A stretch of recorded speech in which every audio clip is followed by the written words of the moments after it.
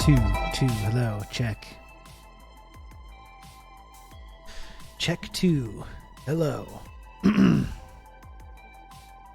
Are you with me, chat? Are you with me?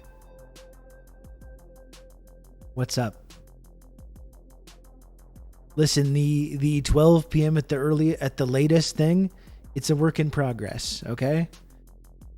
It's a work in progress. I will get there. I have been doing better. Obviously, sometimes not all the way where I need to be in terms of the 12 at the latest start time that I've been promising to people. I had to do some stuff this morning. I went grocery shopping. This morning. Picked up some more supplies. I got more AHA sparkling water. So I'm replenished with the sparkling water territory. Got a bunch of stuff. And I was a little bit behind, okay? But I'm here now. That's the most important thing. I'm here now and I got some noodles as well. I got some noodles to eat. Look at this.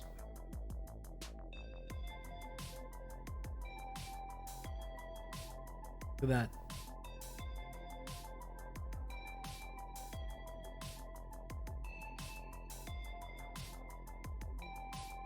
Got noodles just waiting for me here. Waiting for me to slurp up.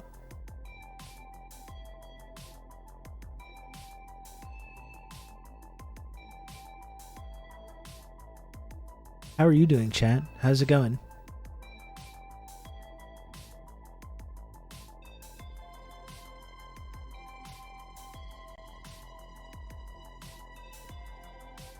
I'm gonna have to find some kind of video content to throw on so I can slurp up these noodles.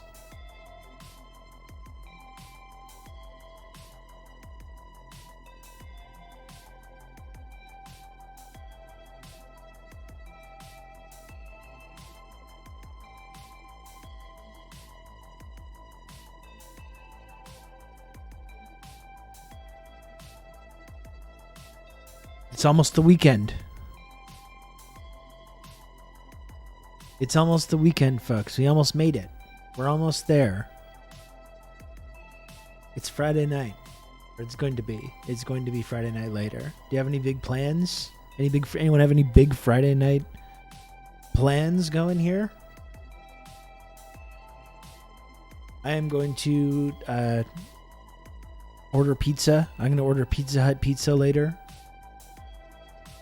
With my son. We're going to watch... I think we're going to watch... Little Shop of Horrors. We're gonna watch Little Shop of Horrors lately, which I think he's gonna like. Make pizza. He will only eat Pizza Hut pizza though. I would like to make pizza or get different kinds of pizza, even though I like Pizza Hut. I think is pretty good.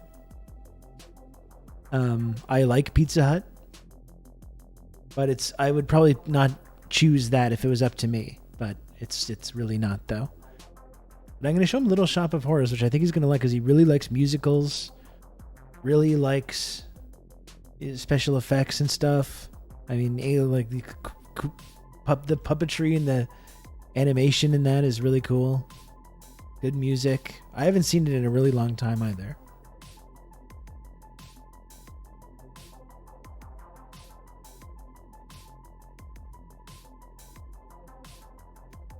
That's what I'm thinking for today.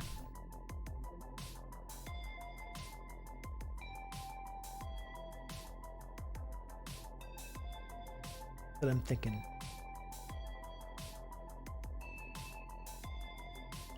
I have so many tabs open, and what I realized too is that I end up having like 4 or 5 separate browsers open, all with a bunch of tabs. Sometimes you just gotta close those, don't you? You know Desmond Morton? No, I don't.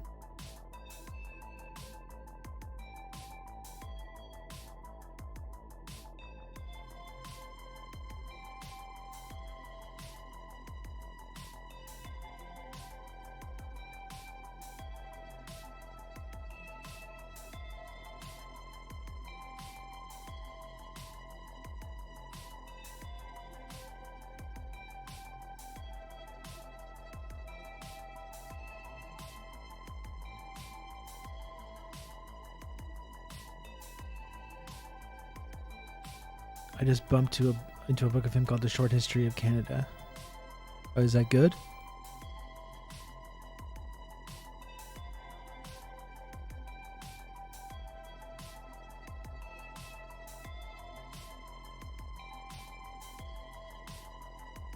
Like I've said before, the big Canadian history book that I like to recommend to people is Tyler Shipley's book, Canada in the World. Yes. Kai, I don't know how to pronounce that name. Kai Ravi. I don't know how to pronounce it. But yeah. Canada in the World is the go-to. Kai Ravi. Okay. Okay. I would like to put on some headlines and have my lunch. Getting close to the weekend. I call it Fry Yay. What do you think? That's a good one, Marty. I'd never even considered that. Yay, like you're having a good time? Absolutely. That works for me.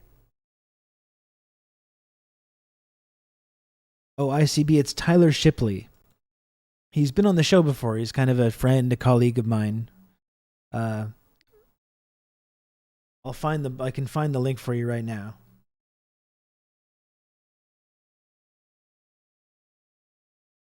This is the one I always recommend. If you want to sort of reorient people's history of what Canada is about. There's the link to the book right there. That sounds good too. I'm going to have to put that one on my list, ICB. I'm going to put that one on my list of my long list of books that are not getting read. And in fact, I made a promise to this community that I would read 5 books this year, 5 books that I haven't got to, and I'm making my way through it. But I'm like hung up now. I haven't picked it up in like the last month. Now it's getting to be crunch time. I got a couple months left to finish 2 more books. And I think we have Walter Rodney coming up in the book club too. So I really need to get through these because I want to be a part of that. Yeah, I'm still on Devil's Chessboard and I read the whole first part. And honestly, it's so fantastic too. Like people really need to read this goddamn book. In fact, we're going to talk about a bit about this today because I saw two posts from like 2 intellectual leaders on the right, Jordan Peterson and Conceptual James, 2 of the biggest intellectual heavyweights on the right, both sharing this kind of like double genocide theory, Holocaust revisionism, anti-Soviet stuff. And I wanted to talk a little bit about that. Reading Devil's Chessboard and then seeing these accusations that the USSR and the Nazis were just totally the same is just really extra insulting. I think when we got into talking about that, we really talked a lot about Operation Paperclip, which is really important, but really when you read Devil's Chessboard, you realize how much more to it there is than just some scientists coming to the space program, It's not just about that. That's bad enough in and of itself, but it's not just about that. It's literally like treason, like what Alan Dulles was up to in the final years of the war. He was completely going against what the whole American strategy coming from FDR was supposed to be, rehabilitating these literal SS monsters and absorbing them into the intelligence community and the intelligence apparatus. Anyway, let me just, before we get into any of that stuff, I would really like to eat my ramen now. This ramen's staring me in the face.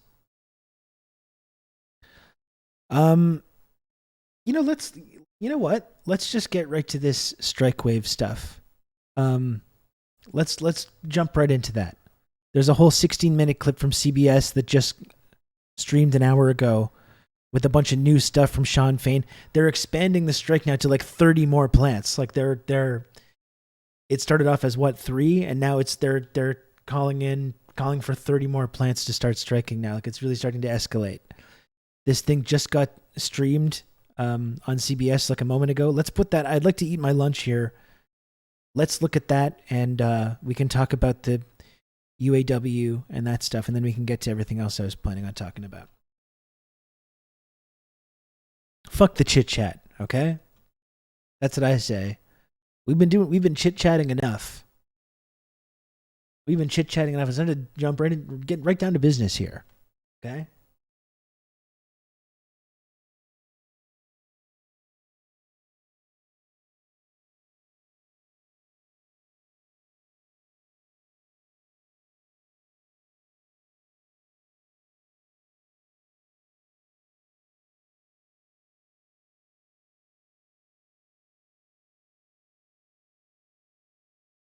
I'm gonna eat my ramen while we watch this. You might have seen some of the videos of music being played on the picket lines or the long lines of Jeeps and Broncos in organized caravans. We salute them, and all I can say is reinforcements are coming. As we've said for weeks, we're not going to wait around forever for a fair contract at the Big Three. The companies know how to make this right. The public is on our side, and the members of the UAW are ready to stand up. Obviously, we're doing things differently this time around. Our stand-up strike strategy is designed to do one thing: win record contracts after years of record profits. We're focused on moving the companies at the bargaining table. That means maintaining our flexibility and our leverage to escalate as we need to. We can and will go all out if our national leadership decides the companies aren't willing to move. Right now, we think we can get there. Stellantis and GM in particular are going to need some serious pushing. Obviously, going on strike isn't something we take lightly, and it's not something we do without a clear strategy to win.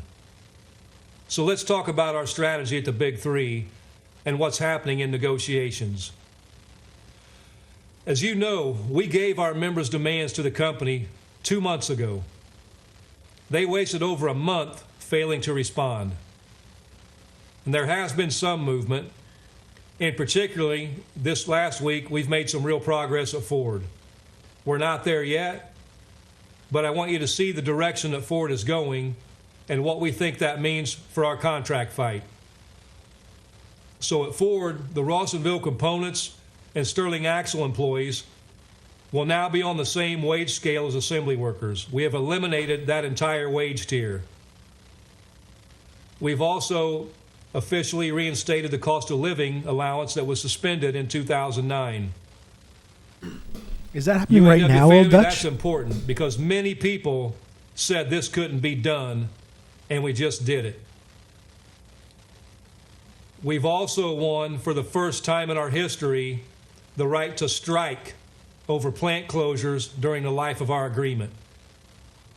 I don't have to tell you that this is an important victory in our fight to save our jobs, keep families together, and keep our communities from being gutted. Also at Ford, we've won additional job security for our members in the event of layoff.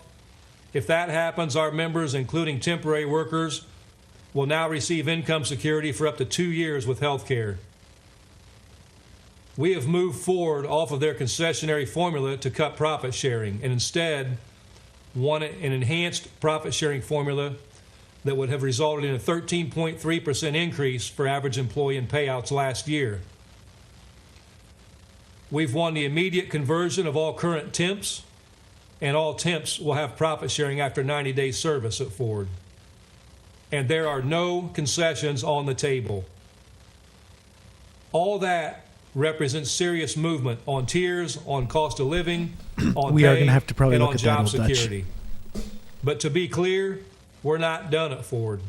We still have serious issues to work through, but we do want to recognize that Ford is showing that they're serious about reaching a deal. At GM and Stellantis, it's a different story. We have won a serious victory at CCA and GMCH, and we have killed those wage tiers. Those workers will now be on the same wage scale as assembly workers. Their first offer was a 0% raise for those workers. But without cost of living allowance, without strong job security, those gains aren't protected. Both companies are still offering a deficient cost of living allowance that is projected to provide 0 increases over the next 4 years. Both of those companies have rejected all of our job security proposals. Both GM and Stellantis have rejected our profit-sharing proposals. And both companies have rejected our proposals to convert temps.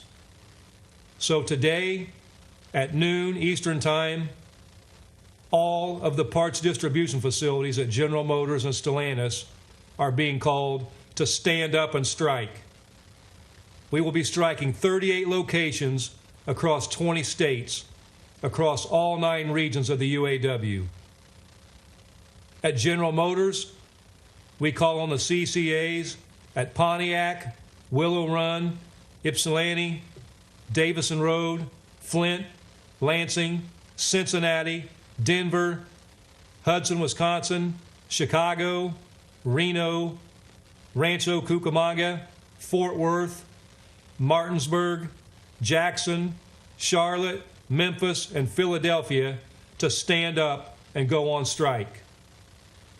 At Stellantis, we call on the parts distribution centers at Marysville, Centerline Packaging, Centerline Warehouse, Sherwood, Warren Parts, Quality Engineering Center, Romulus, Cleveland, Milwaukee, Minneapolis, Denver, Chicago, Los Angeles, Portland, Atlanta, Winchester, Orlando, Dallas, New York, and Boston to stand up and go on strike. The plants that are already on strike will remain on strike. That's Local 2250 at GM Wentzville, Local 900 Ford Michigan Assembly, and Local 12 at Stellantis Toledo Assembly. We invite and encourage everyone who supports our cause to join us on the picket line, from our friends and families all the way up to the President of the United States. We invite you to join us in our fight. The way you can help is to build our movement and show the companies that the public stands with us and stands with our elected national negotiators. As promised, we're expecting to stand up strike in response to the lack of progress in bargaining with General Motors and Stellantis. We will shut down parts distribution until those two companies come to their senses and come to the table with a serious offer. The members who will join the stand-up strike today are living testament to one of the injustices we are fighting against at the Big Three, tiers. At Stellantis and GM, under the current MOPAR and CCA structures, workers at parts distribution centers are permanently stuck on a lower wage scale. For workers hired after 2015, top pay maxes out at just $25 an hour, and it takes 8 years to get there. GM has offered to bring those workers into an assembly wage scale, but without cost of living and job security like we've won at Ford, those members are still at serious risk. Yeah, it's a really interesting This strategy, week, Onyx. The president of GM wrote an op-ed talking about And they how never know when the supposedly next great ones are the coming or wages where. are for 85% of their workers. We fight for 100% of our members, and we are committed to ending tiers across the board. That's just one of our core issues that we're still fighting for as we continue our stand-up strike. So at noon Eastern today, all parts distribution centers at General Motors and Stellantis will be on strike. This will impact these two companies' repairs operations, and our message to the consumer is simple. The way to fix the frustrating customer experience is for the companies to end price gouging. Invest these record profits into stable jobs and sustainable wages and benefits. It's that simple. This expansion will also take our fight nationwide.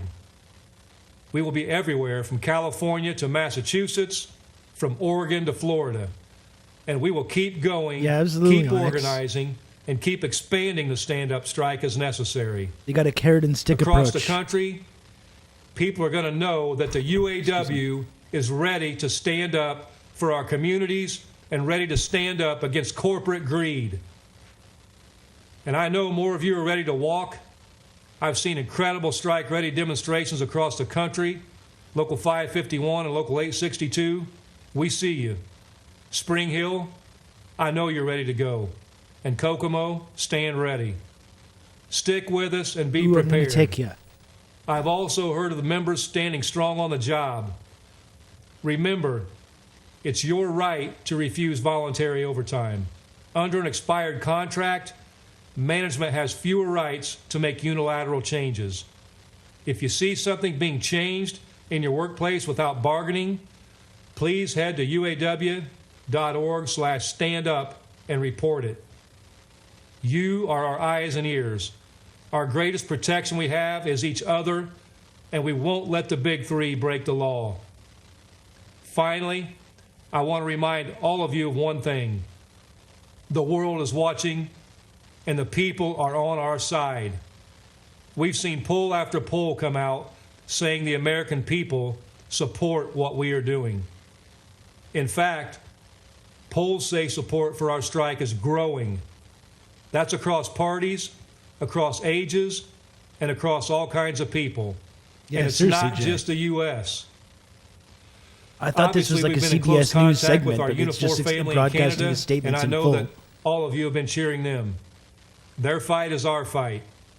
We've been in close contact with our Mexican union counterparts who have held demonstrations in front of GM offices in Mexico City.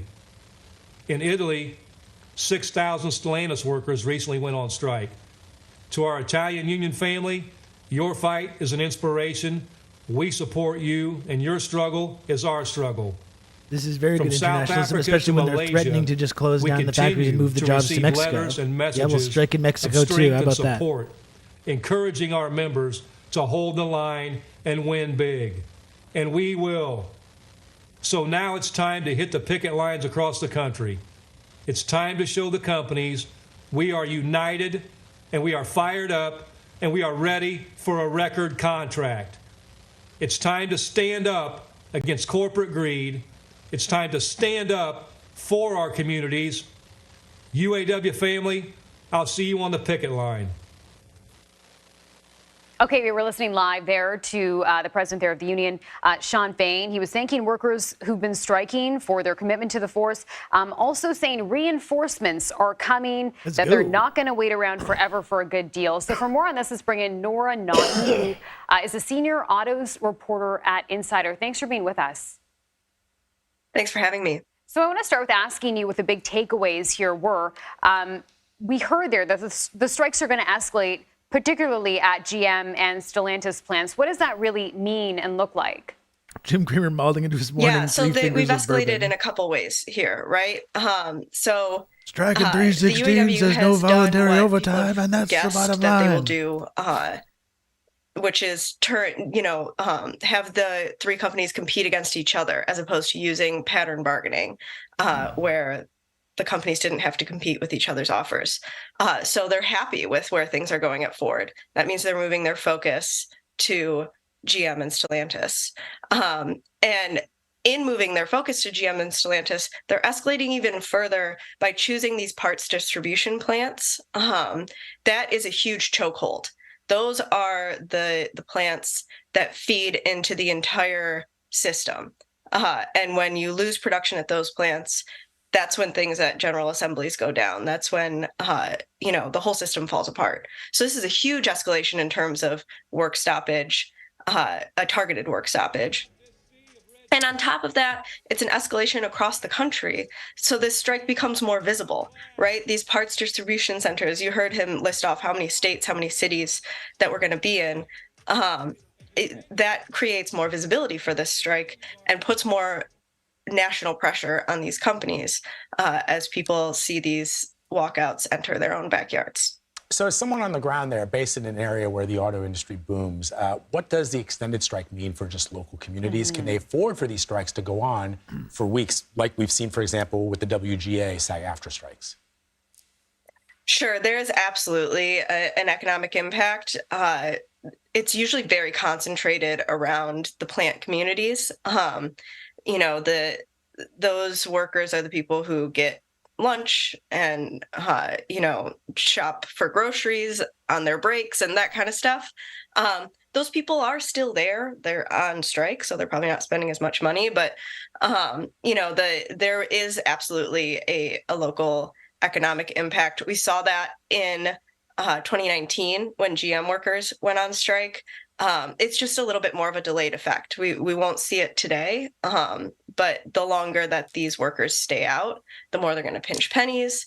And they're a huge part of this community. I mean, not only am I based here, but I grew up here, and there's not a single family that isn't touched by some form of automotive work. So it has the potential to really do a lot to the local economy. And Nora, I think it's important to mention, too, that the people who are media. going on strike right now are not getting their full pay during this time. How long can some of these folks really afford to continue striking? Like, does anyone find that a lot? Yeah, like, almost, like, they are weird? living off of strike pay. And depending on your state, they could qualify for some supplemental unemployment. But it is a big sacrifice that workers on strike are making.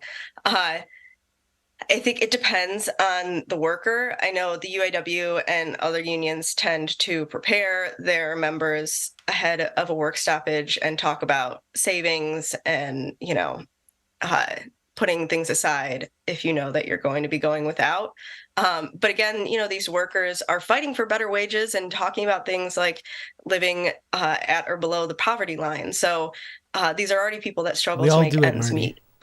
So the longer this stretches on, the worse the personal economic impact becomes. Okay, we'll have to leave it there, but lots to follow on this story. Nora Naughton, thanks for your time. Thank you for having me. All right, we want to share some other breaking news we're following this morning. New Jersey Democratic Senator Bob Menendez and his wife have been indicted on federal... make themselves as gracious as possible with the public as opposed to financial media. Yeah, it's kind of like a good cop, bad cop thing, maybe. I've got to say, too, like, this guy, Sean Fain, is fantastic, obviously. I love the language, and this whole movement is very, like, inspiring. I will say, though, that he's not, like, the most charismatic person. That really shows how powerful just this basic message is. He's not someone that walks into a room and draws all the eyeballs in the room to him. He doesn't have this big, like, fiery oratory ability. But the actual rhetoric is so great that it totally shows how it's not necessary. I am, though, a little bit like, it does make me kind of excited to think about a future as this movement continues to build, when someone can combine that kind of rhetoric with the charisma, with the ability to kind of like communicate and connect with people, a mass amount of people. I'm kind of excited for that. Not to take anything away, obviously, not to take anything away from what he's doing, because it's absolutely tremendous. But when someone's going to be able to cut a real fiery promo with this kind of language, with this kind of platform, then we're going to be cooking with gas. By the way, I got to take just a brief moment, folks, to plug a little product that I enjoy. He comes across as more of an effectively pissed off and fed up dad. Yeah, and there's a big constituency out there for that as well. Make no mistake. I got to plug it right now, just for a few moments, a product that I really enjoy. Okay, it's this. Jin ramen. I don't know if you ever see this. I get this at the Korean and Japanese grocery store near where I live, and it's so great. Like, it's really, really good. The ramen I just had just now was really tremendous. Like, the bowl of ramen that I just had, if I went to like a restaurant and ordered that for like 10, 12, 15 bucks, I would eat it and be like, hell yeah, that was fantastic. Really, really, really good stuff. And I added some rice cake and a few dumplings and cilantro and green onion and cheese. The cheese is very important, I think. You get that melty processed cheese that makes the noodles all cheesy, and then it also makes the broth all creamy. Oh boy, it's really, really good. Like that bowl of ramen that I just had was just fantastic. One more time, that's officially sponsored brand of the stream, Jin Ramen. It's a very, very yummy and good ramen brand, if you can find it. The dumplings are really good too. I got all that at the Korean and Japanese grocery store. It's so easy too. It's just like you just throw everything in a pot. It's a really easy way. I mean, that's why it's instant noodles, you know. It's a really easy way to have a really nice filling meal. Very spicy, with very little time and energy invested into it.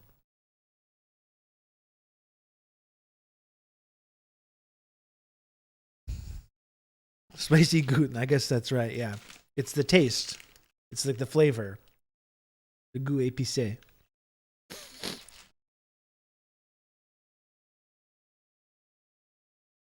Trying to figure out how the increase of gourmet ramen is an indicator of the economy as food gets more expensive. Yeah, it's like you can just look at the ramen prices. This you get a package of like 5, I think, for like a few bucks. You get a package of that for a few dollars. 5 of those. You get some cilantro, some green onion, a bag of dumplings, a bag of rice cakes. I've had the same bag of rice cakes in my freezer. I've made like so many meals and used it over and over and over again, and then still have some.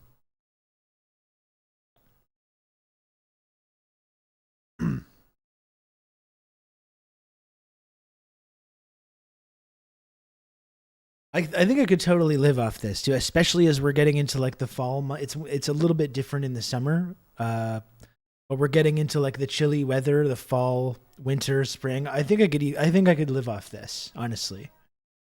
And you could spend probably, if you really like wanted to do this, you know, ideally you want to change it up a little bit. You could probably have dinner every single night, or like at least a big lunch or a dinner every single night, for like $15 worth of stuff, maybe $20 worth of stuff. Anyway, that kind of gets away from what we were talking about. I didn't talk about my noodles when I was eating them, but they were really, really good. Excuse me.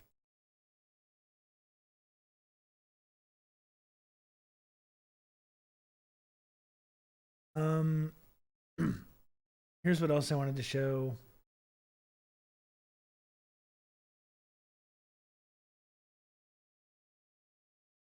And we must have missed this too. This was maybe coming just before this started, but UAW President Sean Fain personally invites President Biden to join the picket line. And this is what we were saying, right? It's an easy win for Biden to go down there. This is immensely popular, these strikes. Easy win to go down there and put on a union jacket and just stand unequivocally, not just say from the White House, I support unions I support unions more than any other president. Don't just say that. Well, then kind of being squishy about how much you think that they should be compensated. Actually go down and stand on the picket line with them. It's a no-brainer. It's an easy win. But all the people that Joe Biden surrounds himself with think it's some dangerous escalation or something. We invite and encourage everyone who supports our cause to join us on the picket line, from our friends and families all the way up to the President of the United States. We invite you to join us in our fight. The way you can help is to build our movement and show the companies that the public stands with us and stands with our elected national negotiators. We invite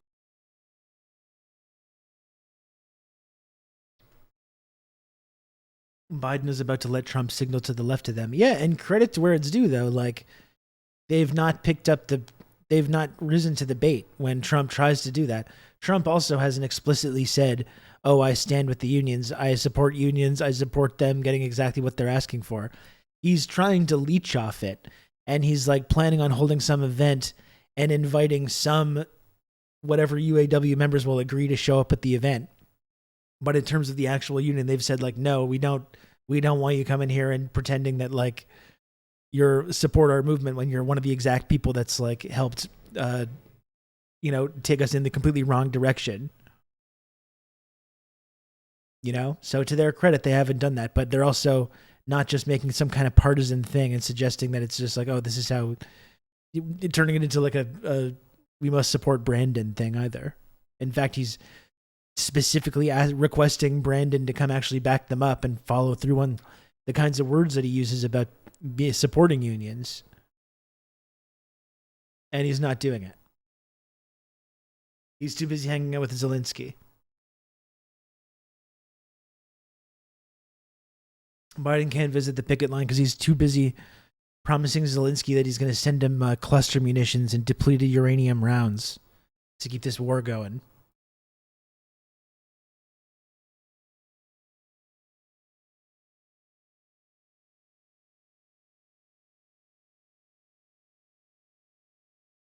Ugh.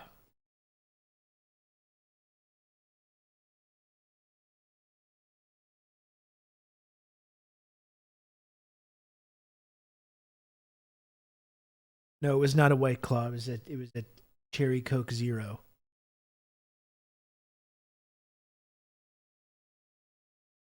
But look, they're making it into this like they're afraid to take a stand. Liberals are afraid to take a stand. Joe Biden doesn't want to go down there because it's gonna be some kind of escalation. Like, look at this. New polling shows that Americans across the political spectrum support the UAW strike. Across the political spectrum.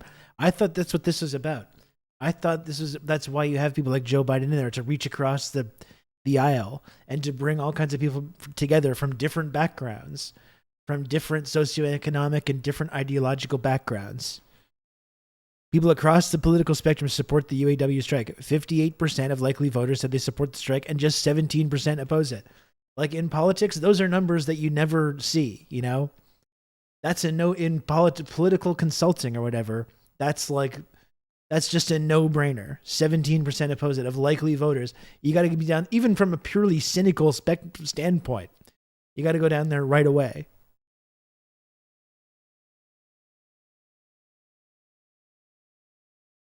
And again, Trump voters support it by a 2-to-1 margin, and 70% of Biden voters do. 2. That's a no-brainer. When you talk about appealing to these conservatives, it's not about you saying slurs and being against trans people. It's this, right? That's how you make that appeal. It's not by being like, no, you're right to be bigoted, and don't worry, I'm not going to talk to you about social justice or racial justice or anything that makes you personally uncomfortable. In fact, I'm going to validate and tail all your reactionary beliefs. Will you please join our movement now? No, you appeal to those people by standing up in these exact moments and standing up for working class solidarity and union power.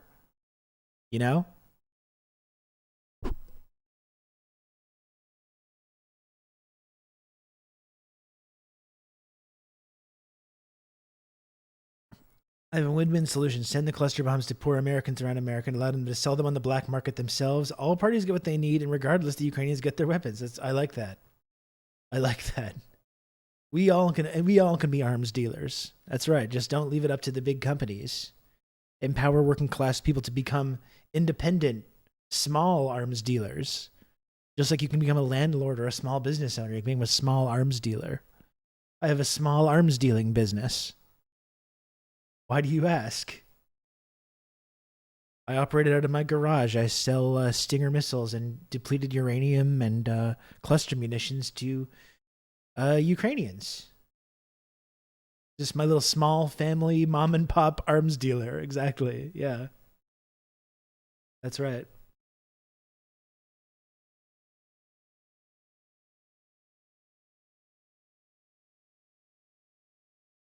I like that. That's good.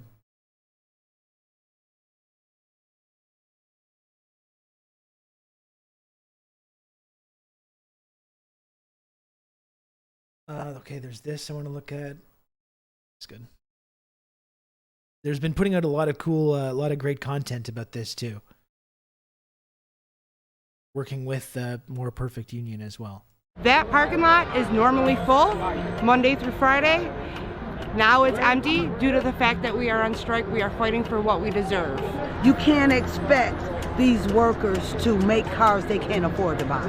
This is just not about the UAW. This is about all active employees across the United States, because what happens here will happen everywhere. But it's been a long time coming. It's history in the making. No deal, no wheels. For the first time in history, the United Auto Workers Union is striking against all big three automakers at once. About 12,700 workers committed to a work stoppage at 3 locations. The UAW is demanding pay raises of more than 40% for its members to match the pay raises of CEOs of the companies. The strike became official overnight when that midnight deadline hit without a deal. All of you know that there was once a time Easy. when a union He's got job the UAW in the jacket. automobile He looks industry fucking great. was the gold standard for the working class in America. Look at Well, that. we are determined to bring That's who those America coulda days had. back again. This could be the president doing this. When do we want it? And if we don't get it, Peers put one man higher than another, and it shouldn't be that way, because you got two people that do the same job at the same time. Tier 1 gets to enjoy his family working 40 hours a week. The Tier 2 guy has to work 60 to 70 hours a week just to make the same amount of pay as you're close to the Tier 1 guy. He goes home at night, One of the can't few even hold his cool baby no people more working because he within can the barely United hold his States hands. government. Spends time In soaking in Congress. hot baths because he can barely move. The big three, they have all them CEOs, they have no idea what it feels like to be able to wake up in pain almost every day, because we work those 6 to 7 days out the week and we have no time to rest our bodies. They don't understand that, and they don't get what it's like trying to figure out if you're going to be able to eat or put food on your family's table the next day. They don't get that at all. If we signed up for the UAW's request, instead of making money and distributing $75,000 in profit sharing in the last 10 years, we would have lost $15 billion and gone bankrupt by now. You've seen a 34% pay increase in Liars. your salary. You make almost $30 million. Why should your workers not get the same type of pay increases that you're getting? We think we have a very competitive offer on the table, and that's why we want to get back there and get this done. Last year, these companies spent $9 billion not to improve the lives of their workers, but to pay for stock buybacks and dividends to make their wealthy stockholders even richer. Meanwhile, the average wage for American auto What's up, workers Husker? has decreased by 30% after adjusting for inflation. Do you want to know why you're out on strike right now? That's the reason. Without our labor, this country couldn't function. They say that we're asking for too much, but really it's the CEOs and the corporate leaders that are having too much. There's no reason that they should be making, 300-400 times more than what I make or what my union brothers and sisters make. Is your time really worth 300 or 400 times more? Do you really work 300 or 400 times harder than we do? No, you don't. Every human being wants to provide a better life for their family. That's what we work for. That's what we go to work every day for. So a 40% raise, that would finally make us feel like what we're doing is actually respected. since 1948, COLA, the cost of living adjustment, has been part of every single UAW contract until 09.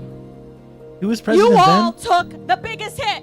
Who was Plant president closures then? destroyed Rescued the auto communities. industry. You guys got that rid of COLA. You devastated did these everything working you were class supposed communities. to do so right, you can yeah. keep them afloat. And now that you're all struggling, our retirees are struggling. Now they want to turn their backs to you while they give themselves 300 to 4 times more in pay. They want to use scare tactics now, saying we're going to wreck the economy.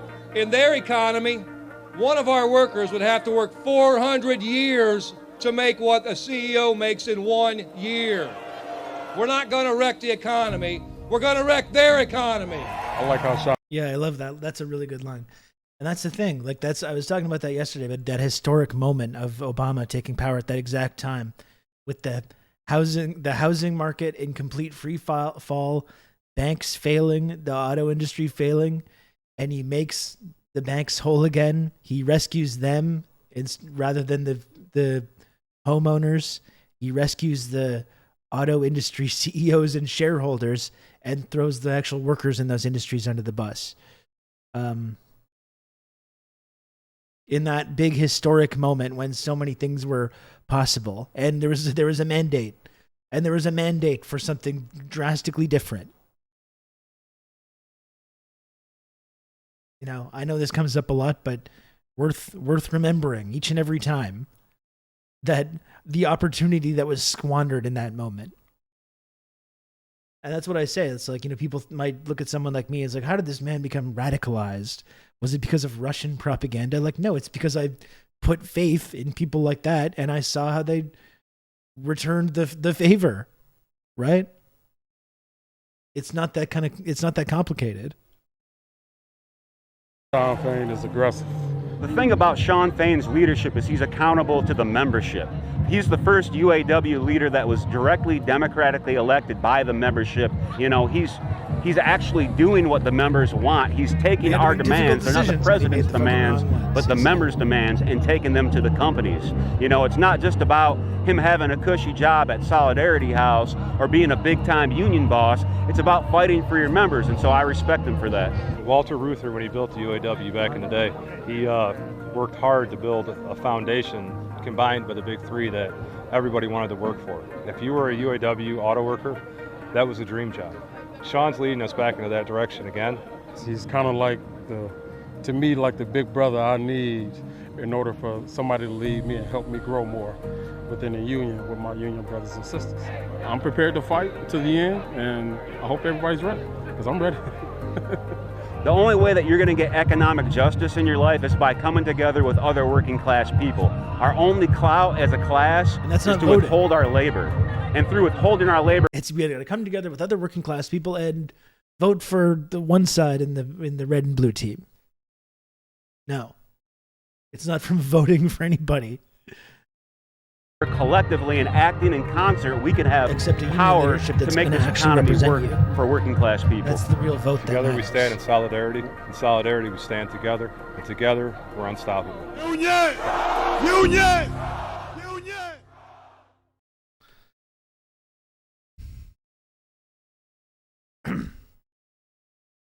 In More Perfect Union, I mean,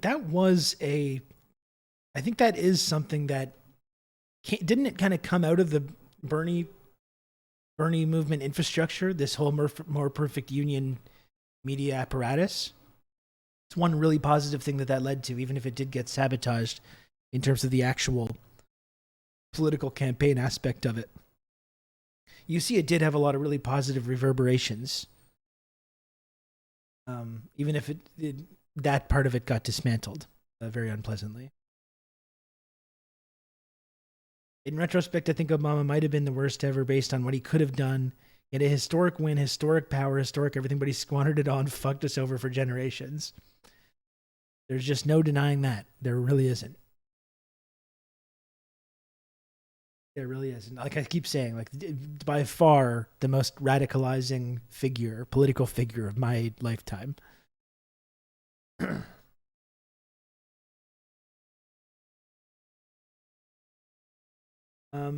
I got another video to show you.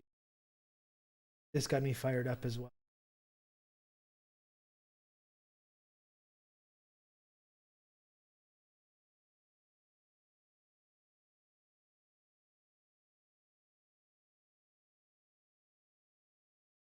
Yeah, check this out.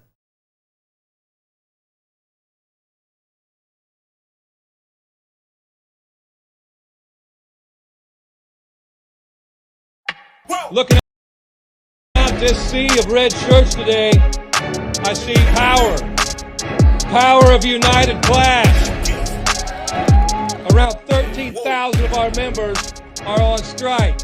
And depending on what happens as we continue bargaining, more may be joining them really soon. In their economy, workers live paycheck to paycheck while the billionaires buy another yacht. In their economy, we make all the sacrifice and they take all the profit.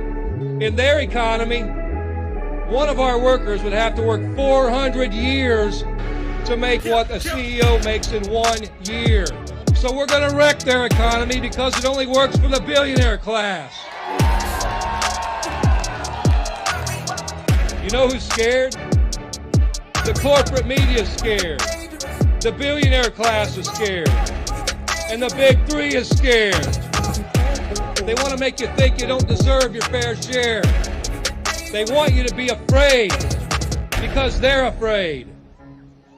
They're afraid because they see their system, where the billionaires keep everything, crumbling. We have nothing to fear. I look around here, I see power, I see faith, and I see a working class that is fed up and fired up. I see working class people from all walks of life standing together.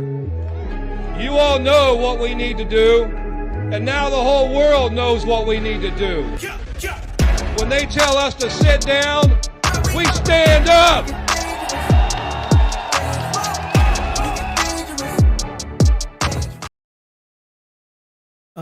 One thing as well that it's probably worth thinking about is that, like, not only when this kind of working class union movement it grows in power, like this really has we've seen this like strike wave happening over the last couple of years, right? There's been like a snowball effect that's led to this point. It's not like this is even the first such big incident that we've seen, but you know, this kind of working struggles really elevate everyone else's working conditions, not just union members. Jordan talked a lot about this in the recent Insurgents episode, which I really, if folks are interested in this, the UAW strike, I really do recommend listening to this latest episode of the Insurgents with Dan Boguslaw.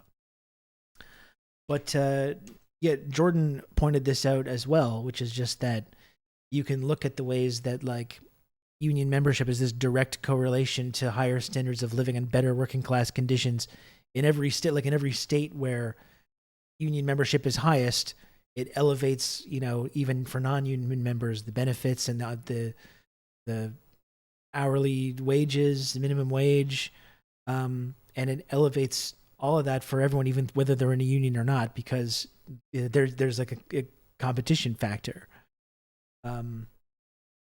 So as this working class movement begins to grow, and not only do working class people see the ability that they might have to extract concessions from the ownership class using this kind of activity, and more people start getting drawn into this kind of organization, then like when there's a resurgent labor movement, you can actually wield a lot of power within electoral politics, and we've talked a lot about electoralism and how futile that feels sometimes, and certainly I think there's a limit to what you can accomplish with that.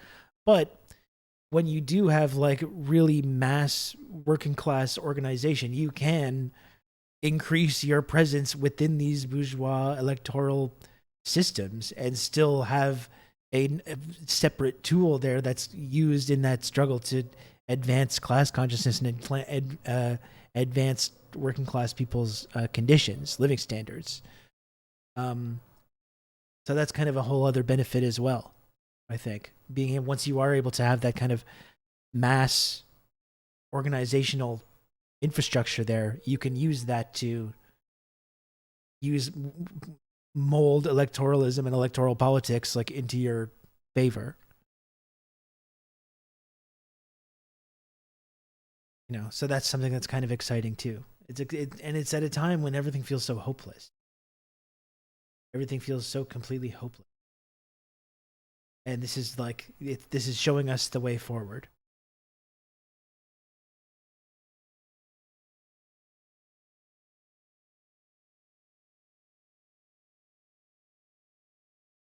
We're not gonna solve any of these big crises by voting for liberals.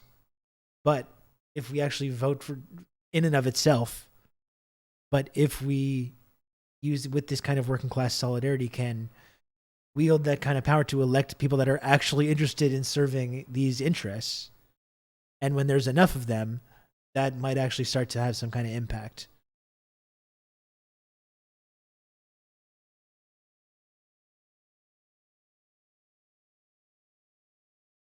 This is UAW workers here in Centerline walking off the job to strike at noon. This was just an hour ago or so.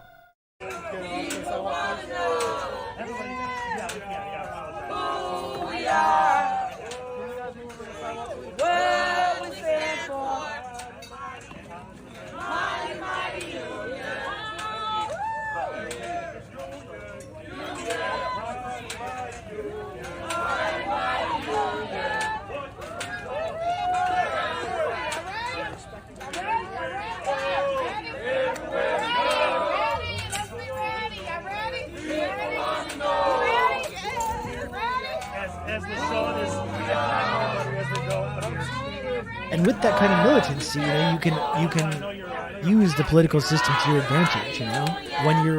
When you're withholding your vote in the exact same way you'd withhold your labor, when you have mass organization and you signal to political leaders like you're not getting our vote unless you deliver, that's what will actually motivate them to act. This whole thing of like, no, you must vote for us because if not, the bad guys win. Obviously, that's the grift, this kind of good cop, bad cop grift that's been used to destroy unions and destroy working class communities for generations now. But when you have mass organization and you can actually make demands of political parties rather than the other way around right now, where the Democratic Party makes demands of people pretty much and not the other way around, and this absurd backwards farce, vote for us and then we'll maybe talk about advancing some of your living standards. When there's mass organization, you can start making demands of these political parties and say, if you don't deliver, we're not voting for you. So it's interesting the ways that this kind of solidarity it's not just about the UAW, it's about how people can come together, how they can increase people's class consciousness. How can they come together and use that kind of solidarity to force concessions from the capitalist class who control our political system?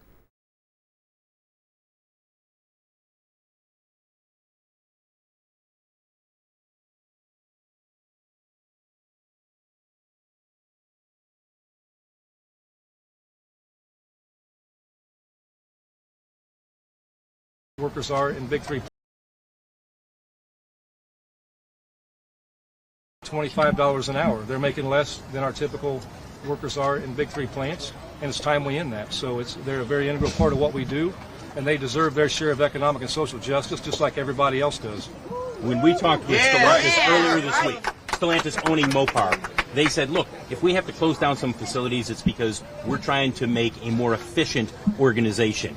What do you say to that and the possibility, whether it's this Mopar facility or another one that they want to close down, what do you say to that? Well, they shouldn't be closing any facilities. These are the best of times. This is the part that they're not getting, and this is the part that the world needs to know. But they say these workers will still have a job, just not at this facility. Well, and it's easy for them to say, but you know what? Tell everybody, here's your option. We're going to shut your facility down. Now pack your crap and move yourself miles away to find another job. It's ridiculous. We're better than this. These are the best of times in the history of these companies, and these workers have created these massive profits. And they continue to be left behind and going backwards. That has to stop. More than a few people have said, why not hit another assembly plant? Why a parts and distribution center? They're primarily supplying dealers around the country. Why not hit another assembly plant? That may be the next step we take. There's a lot of options with our stand-up strike strategy, and it's just going to depend on what these companies do. This is our next move in the process, and I think it's a great move. This is one of the strongest aspects of our membership, is these PDCs. They generate a lot of profits, especially for Stellantis. They generate a lot of profits. During the economic recession, these are the people that kept the company going. These are the people that were working 7 days a week, 12 hours a day during the recession. And so they're an important part of what we do. How would you characterize negotiations with Stellantis right now? From the outside, a lot of people think you're farthest away with Stellantis compared to GM and Ford. GM and Stellantis are both in the same place, in my opinion. We've not made progress there, and it's unfortunate. They chose, and I want to make this clear, they chose for us to be out here right now. This wasn't a decision we made. This was a company's decision. We came to them at the beginning of bargaining over 8 weeks ago with the demands. We gave them everything up front. They waited for over a month to even respond to our economic demands. There's no excuse for that. We've told them from the outset, don't wait till the last week. You're going to find yourself in a bad position, and they decided to wait till then. This is all on them. But Sean, there were leaked messages that came out overnight from someone within the UAW, essentially saying, look, we create chaos here.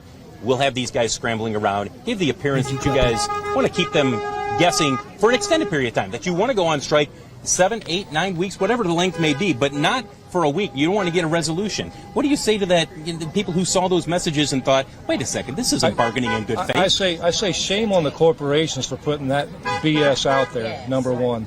Are you saying that's not true? Was that message true? The message may be true, but whoever said it, but the point is this. That's not been our mission has been to get an agreement before bargaining started.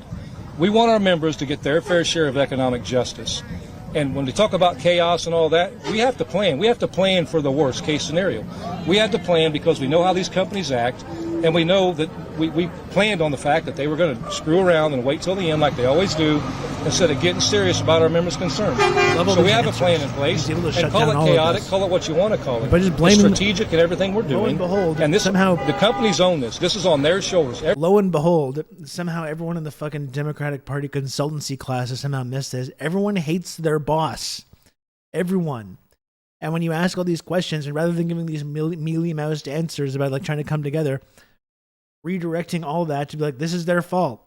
Well, what about chaos in these markets and consumer problems? Well, just pay us what we're asking. They're making record profits. You know, this is, and people are looking around going, this is so popular. Wow, I can't believe it. This is just so popular. Like, is it really that hard to believe? Every fucking person hates their boss. Everything that's happening right now is on their shoulders. They own it because they chose not to take care of the membership. Yeah. Sean Fay. Except the most deranged sickos.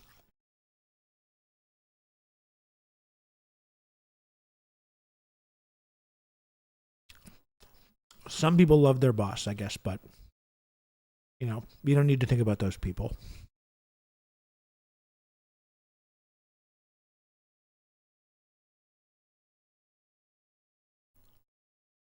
Centerline, Michigan. This is 5 minutes ago.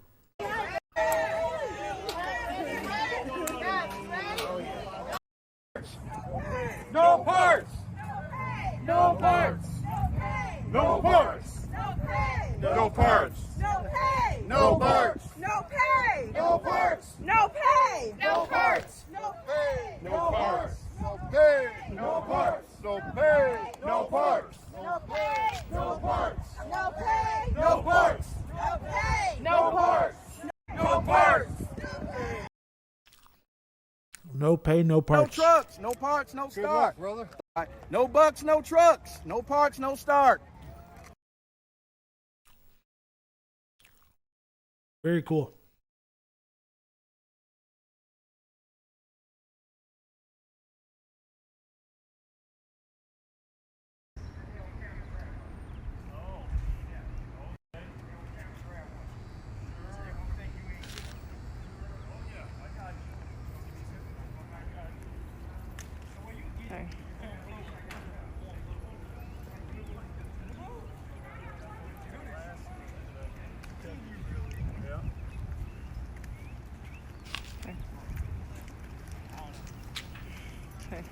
Reporter for Orlando Weekly. Nice to meet you. Nice to meet you. Yeah. Have a nice day.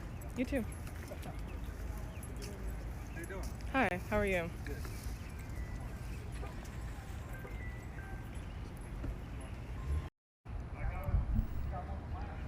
Oh God, we got Zelensky's giving his address.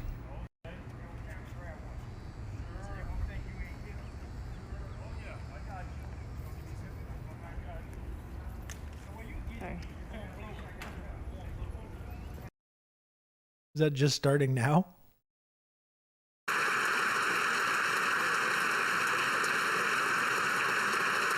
Big ovation.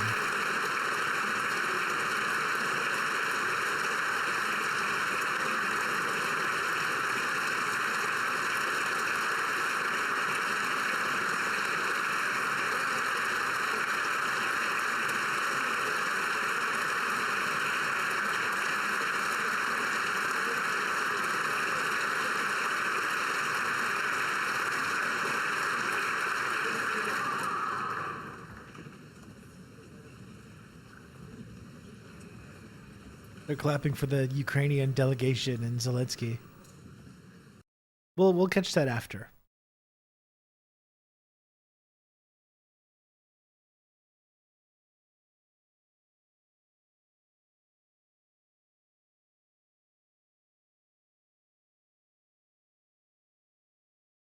Doubled or tripled the number of Nazis in.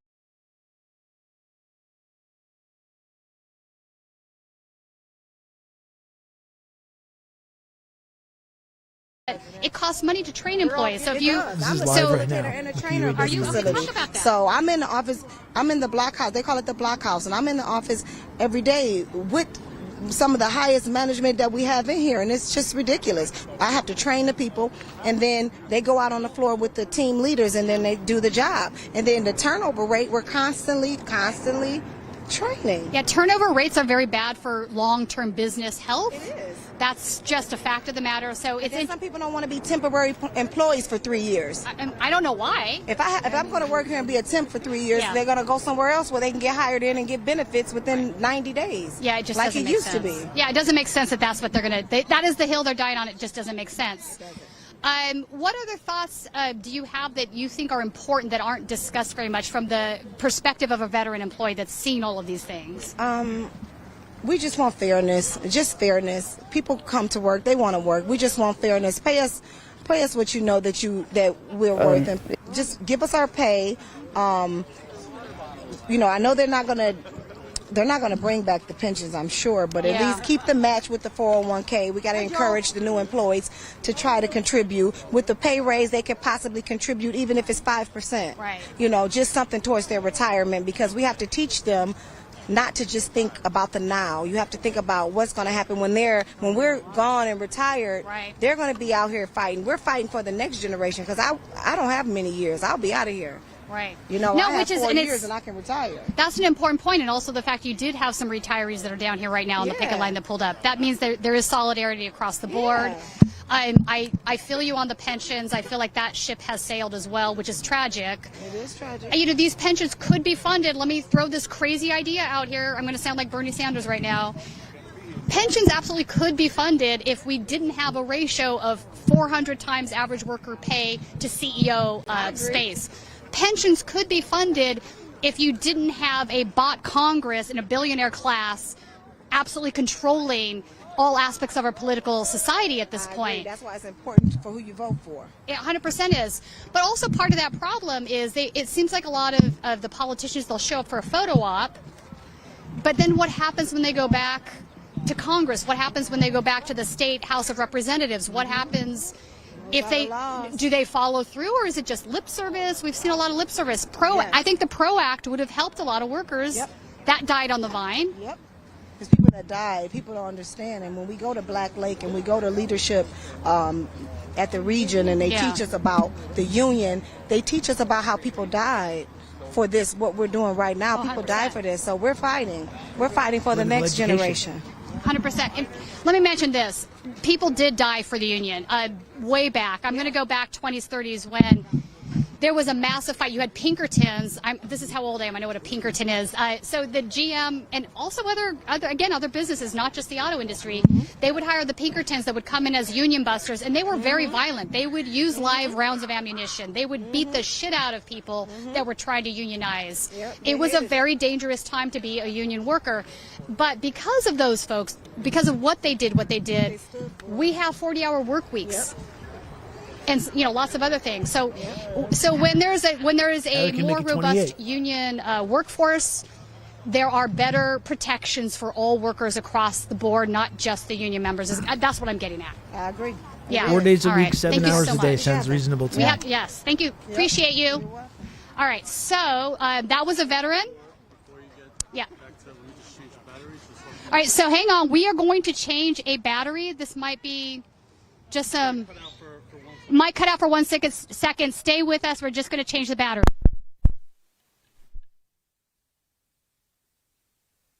Status Quo seems to be doing pretty good coverage of this. We'll keep watching this story.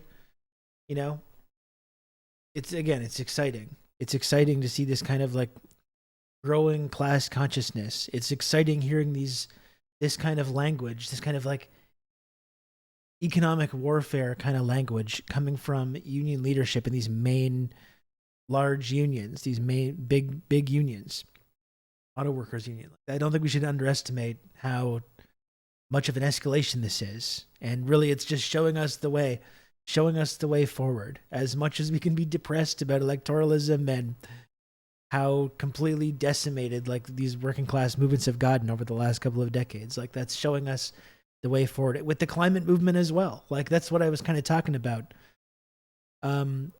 It's not just about auto workers, but like when you have this kind of like broad union movement, when that can combine with the climate movement, when that can combine with the social and racial justice movement, well, then you got a mass movement with a lot of power to make real change, not just like voting for Democrats and hoping that they do what we want them to do. And then when they don't, we just get disillusioned and we go home. That's actually a big mainstream movement, a ground level movement that has significant amounts of power, not just to vote for certain politicians, but to gum up the works of the gigantic capitalist machine. That's how we're going to, if you care about climate justice or any of these things that feel completely hopeless, that our political class seems completely incapable of dealing with, that's the way to actually force real change, is to completely stop those gears from turning, stop that machine from operating. The massive, capitalist money printing machine. When we all come together, we can stop that. That's the only thing that these folks listen to. The bosses, the landlords, the ownership class, the elites, the capitalists, however you want to talk about them. And that's when people on the right, when they get this kind of false class consciousness, that's when they say, yeah, the Jew. And it's like, no. That's not it, though. That's not it. That's not who we're referring to.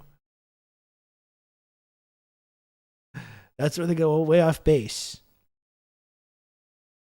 Throw a potato in there, baby. You got a stew going. I guess we can switch over to talking about Ukraine and Zelensky stuff. We did some solid coverage of this of the strikes and what's going on. I got plenty more to talk about with Ukraine and everything. I should remind folks as well, though, 1 hour into the stream, still 0 out of 35 subs. So if there's anyone out there that wants to support this program and support the work that I do, and I am unfortunately not in a union, maybe I would like to be one day.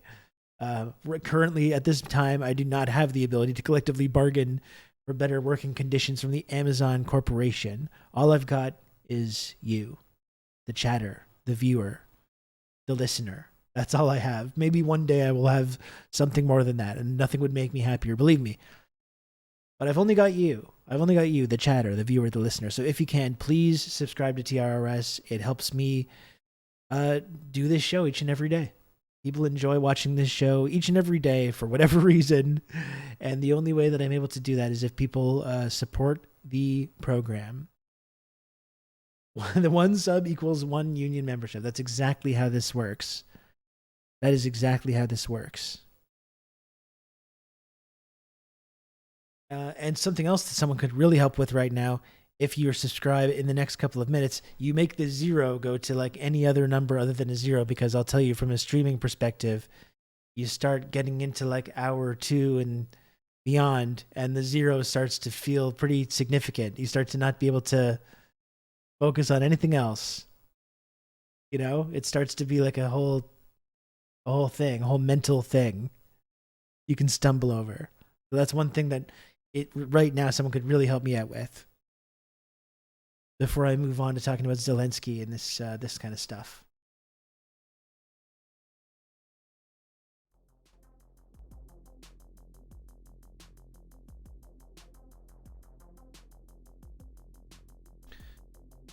Oh, you know what? Actually, before we move on from this segment, I just wanted to look at this. I wanted to look at this first.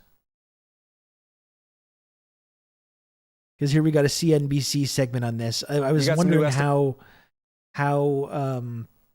it was almost alarming how supportive and how positive the coverage was from mainstream media that we've seen so far.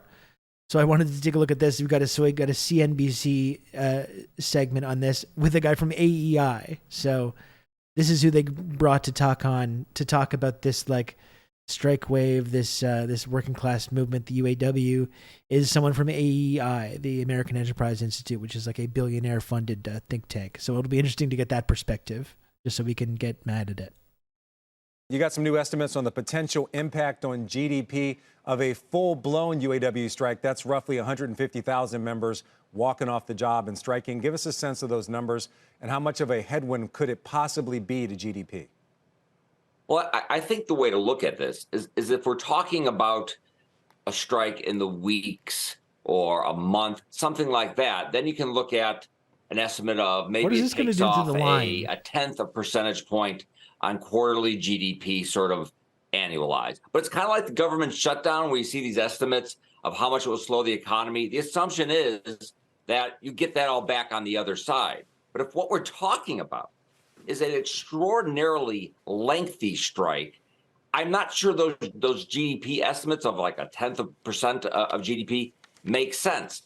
Because now we're talking an extended period of slower growth. The GDP, these and I suppose how you view that really depends. Do you think we're in an economy that is headed to perhaps a very soft landing or something else? Do you think it's something else? This is not what the economy needs. All right, we're just showing how much the auto workers, the auto workers make per hour, comparing them to Tesla. But just in general, it looks like they're going to be on track for at least a double-digit raise of some sort during these negotiations once they're resolved. Are you also worried about the impact of wage inflation on the U.S. economy overall? We're in a period of inflation, and while I understand that many people are... So look, like, you have it better than anybody. Look, you have it. They have it so good already. Comparing to how much worse other people have it. Foreign automakers and Tesla workers, of course, being paid the lowest. Look how good they have it already, and they're striking. They want more. Can you believe these people? Believe these greedy workers, greedy auto workers and union members? They've got it so good already. Why don't they just shut up? Why don't they just shut up and do their jobs? They should be happy. And they literally just said the automakers are capping wages for new workers at $25 an hour. That's the thing. That they're the whole like tiered system, which is a big part of this. Very quick to call that battle won. I mean, we'll see. And I just can't help thinking here. We're thinking what is the UAW thinking? We heard about those emails. Like, what is the incentive for the UAW and Sean Fain to settle? One, where you have President Biden saying this energy transition has to happen. So the big three have to transition. But this is also trying to blame green a president, energy when he was too. vice president, was involved in bailing out the automakers and calling that, and they were too big to fail, just like the banks. If I'm the UAW, I'm thinking this transition has to happen.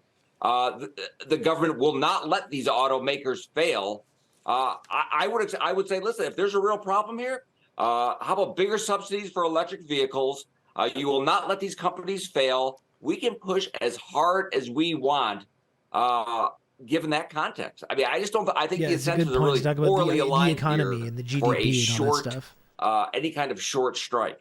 So you don't seem surprised at all that this has gotten to be so contentious and drawn out. You're saying, in your mind at least, the auto workers, they have most of the chips in their favor. Right. So, I mean, I think they first of all, I mean, what do they fundamentally believe? They fundamentally believe that, this transition, could cost jobs if these cars are simpler, as we've heard, or if they have plants in non-union areas and, the threat of Tesla. So they view it as sort of an existential risk. I think they genuinely believe that. And if they look at these automakers who supposedly have to make this transition, and there's no way, given what we saw during the Great Recession, that the government is going to let these companies fail, I would feel like let's push this thing and see what we can get. And that's exactly what they're doing. And you saw that in the emails. That is what they're doing, and it's good. I do want to go to Nick Monticelli right now, who is live in Centerline.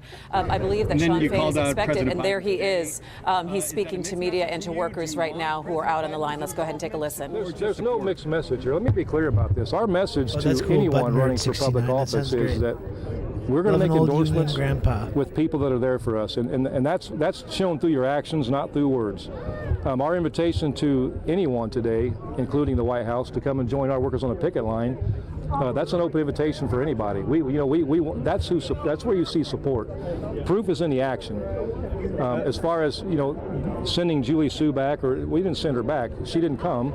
We've had conversation with the White House. We've talked with them throughout this process about where we are on things and how things are progressing, just as we have many members of Congress that have reached out, and that's just part of the process. Sean, can you talk about But we're going to bargain our agreement. This agreement is going to be bargained by the negotiators, by the vice presidents, and by our team. Sean, can you talk about the thought process to hit the PDCs and kind of essentially disrupt things on the new car and the used car repair side? The PDCs are just another group of people that have been underrepresented, and they've been left behind. Their wages were capped in 15 at $25 per hour. It put them severely below our standard in the big three. So it's time they get their fair share. It's time we bring them back to our standard. And they're a big piece of the puzzle. They've been mistreated and abused for years, and it's time they get their share of economic justice. How strong is your message when you strike 38 additionals all at the same time? Well, I'll leave that up to you to say, but that's the company's made this decision. I'll just go back to that. This is on them. They own it. They chose not to address our members' concerns. They chose not to address these issues, and as long as they keep that attitude, we will keep cranking up the pressure. How far do you think the gap is between GM and Stellantis right now? It's pretty big. Don't know how else to say it.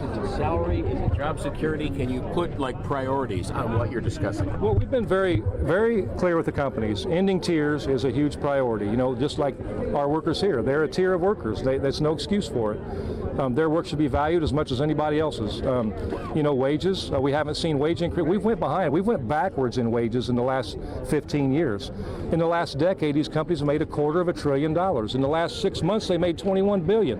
CEO pay went up 40%. The price of cars went up 34%. Hell, most of our members can't even afford to buy what we make. And so this is about wages. 6% pay increases in the last 4 years. Inflation went up almost 20. We're going backwards. We've heard they're around 20. Are you guys still sitting at 40? Are we what? Are you still sitting at a 40% increase over the term of the contract? Or we've heard some of them have come up with offers at 20 or a little higher. The companies have been around 19 to 20% in their offer. It's not enough. It's not going to get where we need to be. And, when we get to that point, we'll make that decision. But ultimately, it's the members' decision. They're going to make that decision. No matter what we bring to the membership, this is their contract. They're going to have the final say. GM came out and said, Where's the need to be figure, Sean? I didn't hear that. I'm sorry. Where's the need to be?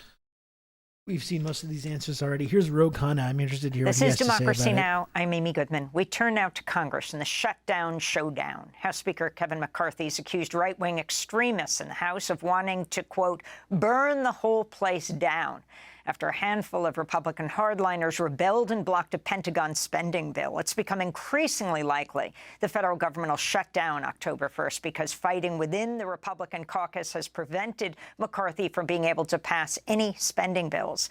Okay, is that really over the defense spending bill that these right-wingers are the ones that are threatening to shut down the government? I gotta say, it's fucked up and depressing that it's the Matt Gaetz of the world and the Marjorie Taylor Greens that are willing to shut the United States government down over the Pentagon budget and not anyone else in the Democratic Party. That is honestly so and it's like, that's the thing. It's like, it's over like Ukraine. And that's what Fetterman was saying, like, oh, fully support Ukraine and then I'll wear a suit to work. It is insane to me that the right wingers are the ones that have been the ones to take that strategy and to whatever the reason it is. I don't think it's for a principled reason about protecting people from the violence of American imperialism or anything like that. It's purely for cynical reasons, lots of attention for them and brinksmanship and all this stuff. But it is it's ludicrous that those are the people that are using political capital to say no to this massive, almost $1 trillion defense budget. Fetterman hates China too. Oh, that's good. Loves Israel, hates China, and Russia as well. and wants more weapons to Ukraine. Other than that, he's a really great progressive voice, though. Thursday, McCarthy sent lawmakers home for an extended weekend. This is House Speaker McCarthy talking to reporters Thursday after the latest setback. It's frustrating in the sense that I don't understand why anybody votes against bringing the idea and having the debate. And then you got all the amendments if you don't like the bill. This is a whole new concept of individuals that just want to burn the whole place down.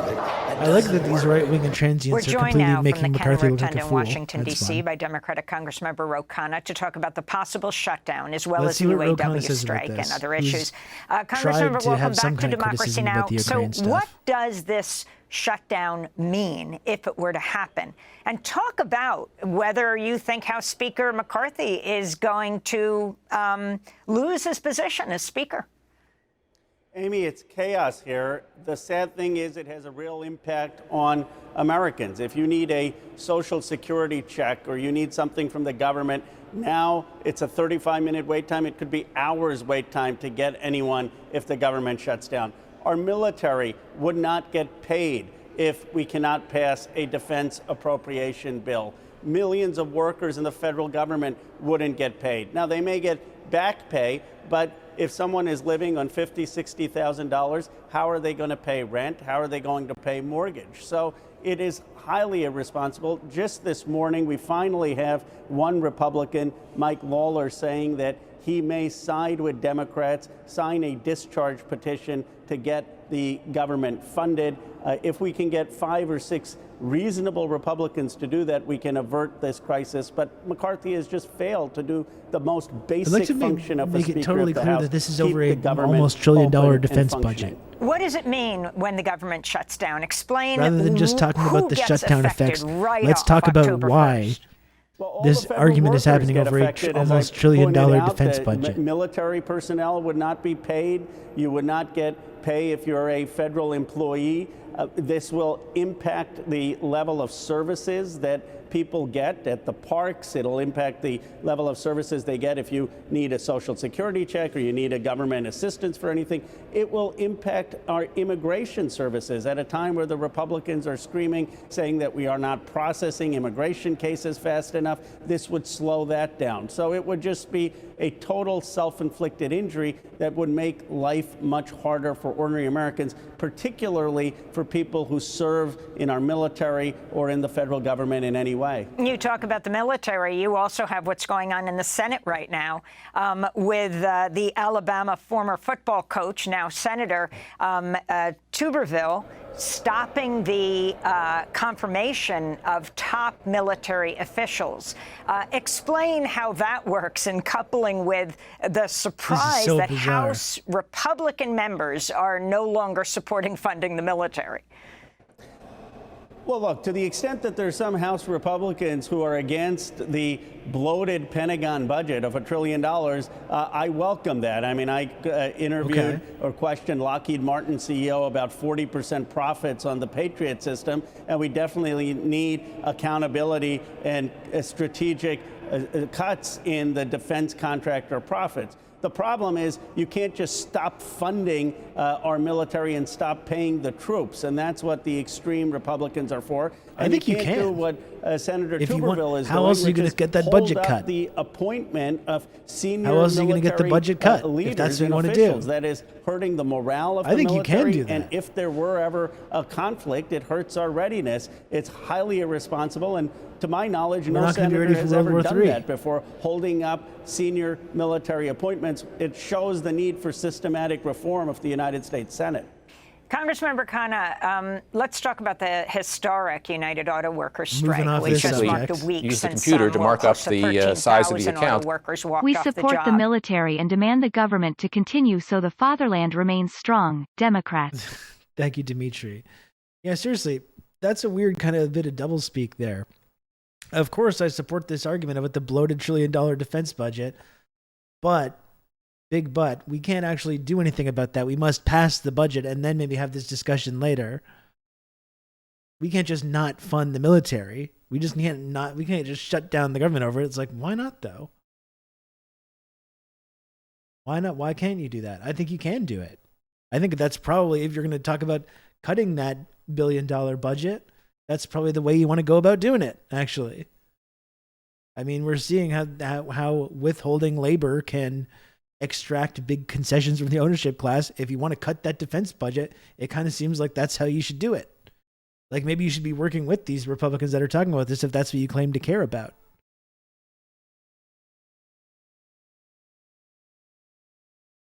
We need to keep using the failed strategy that has never led to the Pentagon budget getting cut ever. These Republicans actually causing it to be in danger for the first time ever are bad.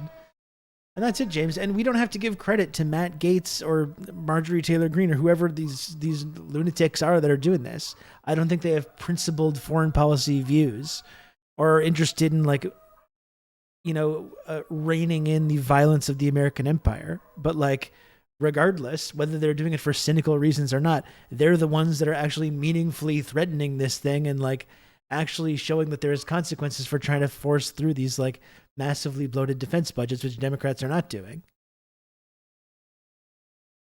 Anyway, then quickly pivot to the strike stuff, I guess. So I guess we'll hear what he has to say about that. And then we can switch to talking about Zelensky. And I also wanted to hear him talk about the murder of the Canadian Sikh leader as well. Ahead of the strike, you co-authored an op-ed in The Guardian with UAW President Shawn Fain, where you wrote, quote, "The climate crisis and income inequality are the two greatest challenges facing our generation. This is a pivotal moment for the American economy and the workers that make it run. Corporations are pushing hard to use this moment to expand their power. We're mobilizing for a new model that puts working people, climate justice, and human rights before profit," you and the UAW President Shawn Fain wrote. If you can talk about this, and former President Trump now heading to Detroit, he's attacking the UAW leadership, but saying he's supporting the workers, but going to try to drive a sort of wedge around the issue of electric vehicles and saying this kind of climate change approach will make workers lose jobs. Amy, Shawn Fain is an American hero. He's not just speaking out for UAW. He's speaking out for what the working class has wanted for the last 4 decades. That's what I heard on the picket lines when I was out with UAW members in Wayne, Michigan, and in Toledo, Ohio. I mean, what Shawn is saying is these CEOs are making $30 million, 300 to 1, the median worker wage. That is up from 20 to 1 in the 1960s. These big 3 auto companies are making $21 billion in profits. They are taking that money and putting $5 billion in buying their own stock to enrich their shareholders. And yet for workers, many of them are not whole from the cuts they had in 2008, where they voluntarily agreed to reduce their salaries because of the Great Recession. They still have not been made whole for that. It is wrong. It's a symptom of the gross income inequality in this country, and Shawn Fain is finally standing up to it. He's going to win. There is no two sides to this. They should agree to the increases that Shawn Fain wants. In many cases, that's just going to bring people up to the 2008 levels if they're temporary or part-time workers. And I believe Donald Trump is just demagoguing the issue. His view that we should not have electric vehicles means that all those electric vehicles would be produced in China. Of course, we want to make sure that those electric vehicles are produced in the United States, not in China. And we want to make sure that those jobs are good union jobs. That's what Shawn Fain and UAW are fighting for. Hakeem Jeffries walked the picket line. Do you think President Biden should? What do you feel about your colleague, Congressmember Debbie Dingell, who represents the Ford, the workers at the Ford plant that is on strike, saying that Biden should keep his distance? Well, I thought Hakeem did a great job, and Catherine Clark coming out. I'd love to see other members of Congress go out to the picket line. It would be good for President Biden to come out either to a union hall. He could go out to UAW Local 900 or to a picket line. I know the logistics are hard. I think what Congresswoman Debbie Dingell meant is that the president and his team shouldn't intervene in the negotiations. The UAW has the upper hand. We should strengthen that hand and side with them and not try to preempt I want one of those Chinese negotiation in having a deal that doesn't get what the workers really need. Congressmember Khanna, you EVs will serve as require more co-chair of the plundering of the Congressional global Caucus South, on and that's, I India think, and Indian American. that's actually why it's something that you should support about Chinese-made EVs, because they're getting access through those resources through actually mutually beneficial deals with these places where the resources are located, not by going in and like forcing them to coerce them into taking big loans or force them to allow multinationals to come in and operate with impunity. But they're getting access to those raw materials by like making actually mutually beneficial deals with the places where the materials are and actually building infrastructure and stuff. That's probably why these Chinese EVs are going to be way more sustainable ultimately. Yeah, China's now the number one exporter of EVs. That's not changing anytime soon. That's not changing anytime soon whatsoever. And in fact, they're making a lot of really cool EVs. I think it's like, that's, to me, if we're going to still have car culture, and I imagine there's going to always be a place for that, but making EVs that are like almost more like high-end appliances that are way cheaper, that are not these big giant luxury sedans, but it's just something super economical that you can get around in, you know? They're making some really cool ones. Let's just see. I want to see the last thing what he says about Canada here. Americans, can you talk about this growing dispute between Canada and India after the Canadian Prime Minister Justin Trudeau publicly accused Narendra Modi and the Indian government of assassinating a Canadian Sikh leader shot dead outside his temple in June? Canadian officials told AP Trudeau's claim was based in part on surveillance of Indian diplomats inside Canada collected by Five Eyes Intelligence Sharing Alliance. Can you respond to the allegation against Modi? Well, there are, of course, very serious allegations, and I echo what Jake Sullivan and our State Department have said, that the United States needs to cooperate in a transparent investigation, and we expect a transparent investigation, and then whoever the perpetrators are to be brought to justice. But there has to be full transparency, and there has to be all the facts that come out. And obviously, they're very serious allegations. And I do think that Jake Sullivan and the State Department are taking it seriously. California Congressmember Ro Khanna, we thank you so much. Not a lot of time to talk about it there. But you see how careful they're being to use their language, because they're really trying to court India as a partner right now. Like, this is, I think, what we're seeing right now with Canada and the U.S., kind of what I've been saying is that it's kind of almost like a sort of good cop, bad cop situation. We have Canada, raising these serious allegations, and the U.S. at the same time kind of trying to play the, trying to stay out of it, because, they're still trying to court India. They don't want to lose India further to this burgeoning multilateral system. They need India to be a geostrategic partner for them.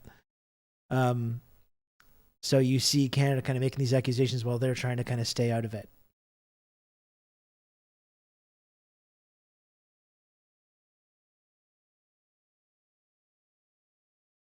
Let's cut to talking about Zelensky, and I'll just ask people one more time if you want to support this program, folks. Before I move on to talking about Zelensky, Zelensky's here in Canada right now, begging for more missiles and billions of dollars and whatever to fight this war. Well, also in the same way that they need a never-ending supply of Stinger missiles and whatever vehicles or what have you, I need a kind of steady supply of subscriptions, which is significantly less of an investment, significantly less. And remember, to subscribe to TRRS, it is $5 per month. You can count on me. You're going to have good old Rob to talk you through all this. It is totally free of charge with an Amazon Prime account, which you can convert to a Twitch Prime sub. You can count on me. You're going to have good old Rob to talk you through all this. Or tips or whatever you can. Every little bit helps. Every little bit helps me keep this program on. You can count on me. You're going to have good old Rob to talk you through all this. Mimi, I'm a TRRS man. Heck yeah. You can count on me. You're going to have good old Rob to talk you through all this. We're on the board. We love it. Chimera, thank you for the gifted sub. You can count on me. You're going to have good old Rob to talk you through all this. Amazing Bird Show, thank you for the gifted sub. Ian DJ Cooper, hell yeah, thanks for the 25 months of tier 1. Thank you, Part Ian, as well for the gifted sub. So now we do have a bit of a hype train going, folks. We got a bit of a hype train. So if you can, if you want to You've subscribe, just become an elite member Oh my of the Friendship Triangle. Caribbean Queen. Comrade Bushy, thank you very much for the 5 gifted subs. You often come through, and I really appreciate all the support. You're always bailing me out, Comrade Bushy. I really appreciate it. By the way, I actually do have I had never messed around with this, but the actual leaderboards. I think the leaderboards were set to weekly, and I set them to monthly. So we actually do have like a monthly leaderboard right now for gifted subs, which is kind of cool. So, that's kind of fun.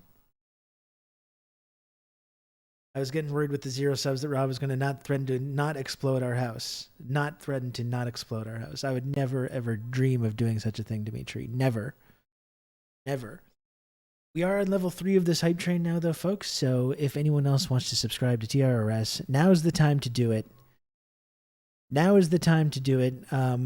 Every little bit helps. And now we can also, not only can you support this program, but we can all get cool and fun hype train emotes. If we get to level 4, I think there's some brand new emotes that we could possibly have access to here.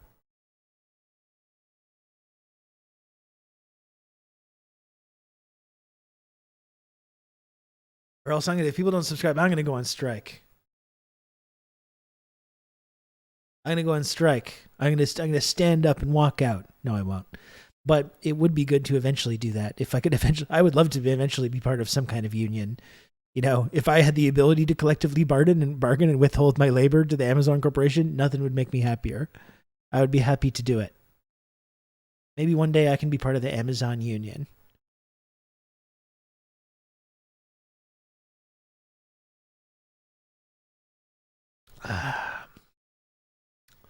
So, folks, we're on level 3. We're on level 3. Can we get to level 4? Look, I'll do the whole. You can count on me. You're going to have good old Rob to talk you through all this. The auction guy. Sorry, that's so loud. That was an accident. I apologize.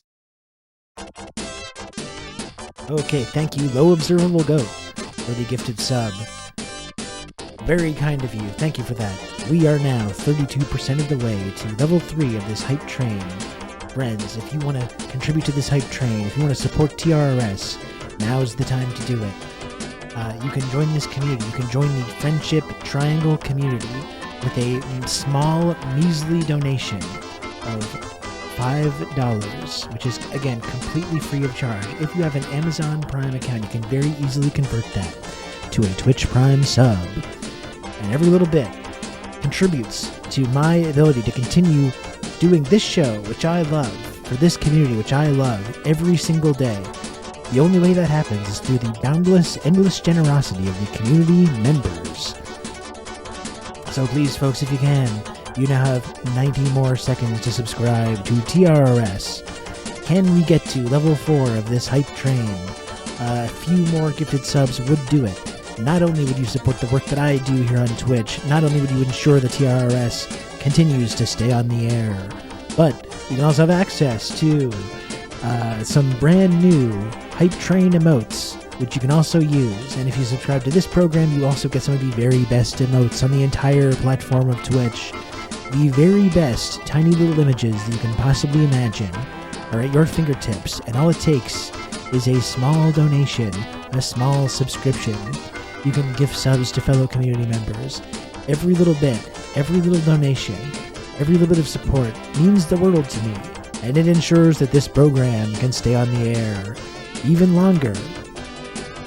This shtick does not seem to be working. The shtick is not working, but now I'm committed. Now I've got 40 more seconds to continue doing this bit while I'm playing this music, which is actually the theme song to NHL 95 on the Sega Genesis. One of my favorite pieces of video game music ever. Folks, we've only got 30 more seconds. You've got 30 more seconds for people to subscribe to get up to level 4 of this hype train. we could possibly get up to level 4 if a few more people subscribe to TRRS for $5 per month, or a completely free Amazon Prime upgrade to Twitch Prime sub. Folks, thank you very much for contributing to TRRS. This time we did not make it to level 4 of the Hype Train, but that's fine. We don't live our lives according to Hype Trains and the Twitch Corporation. We don't assign any self-value but the number of subs or the number of donations that come in on any given day. Because we're better than that, and we have far more self-confidence that could ever be shattered by such a happening.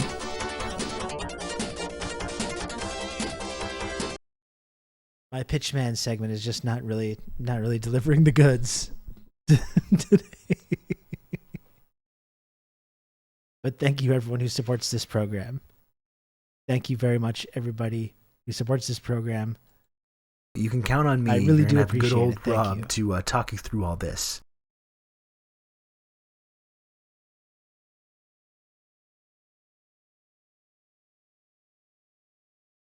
Thank you, Effusive Stoic, for the gifted sub.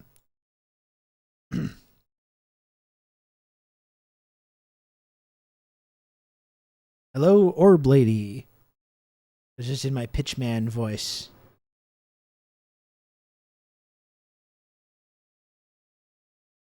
I should be like a radio shock jock. I think that's really what I would be better at doing. Right?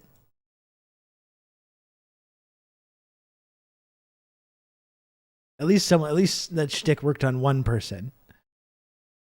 That worked on one person in this community.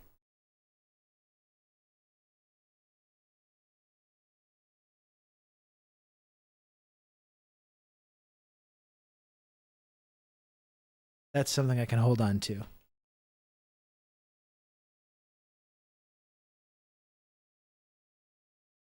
You need a wacky soundboard. I mean, sometimes I do kind of like a bespoke soundboard just using YouTube, like when I do the laugh track and stuff.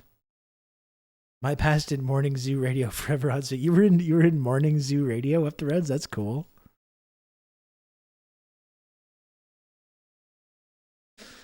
That's funny. I did not know that. I was not aware of that. Let me actually take a little break because I have to go to the bathroom. When I was in my early 20s. Fascinating. You're like a host or like just working in that world?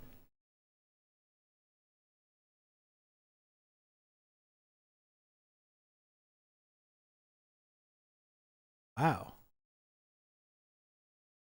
Crazy.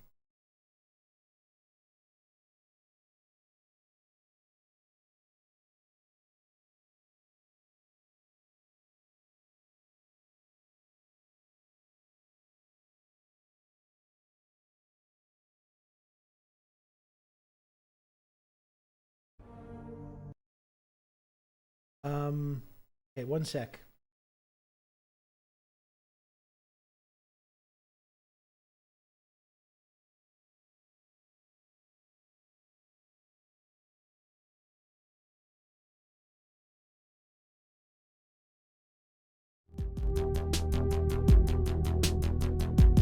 Hey, don't go anywhere, but folks, I'll be back in a couple minutes, all right?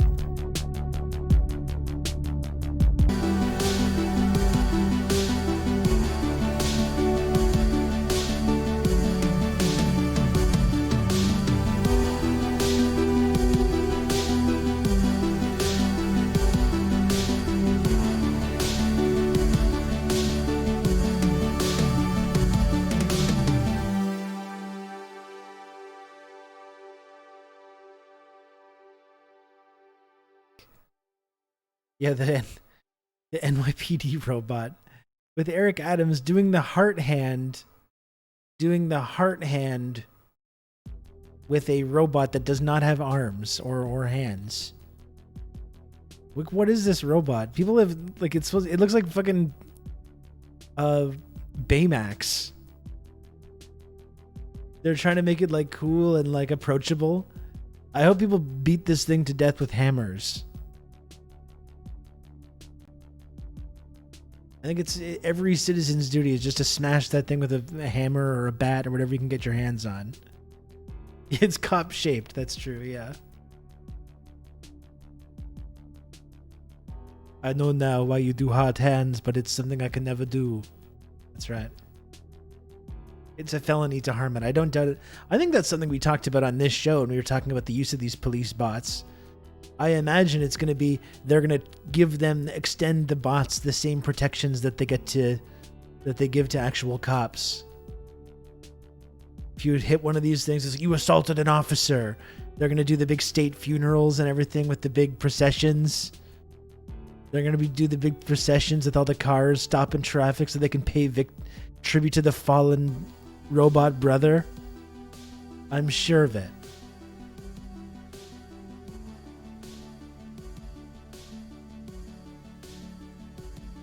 Throw some fentanyl at it, yeah, under its wheels.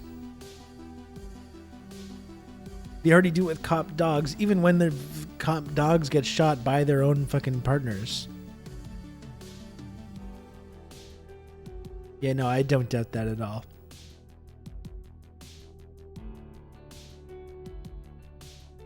I think that's part of it, yeah, they're making cute robots to paint over their obvious problems. I think that's exactly what they're doing, yes. What a weird guy that Eric Adams is.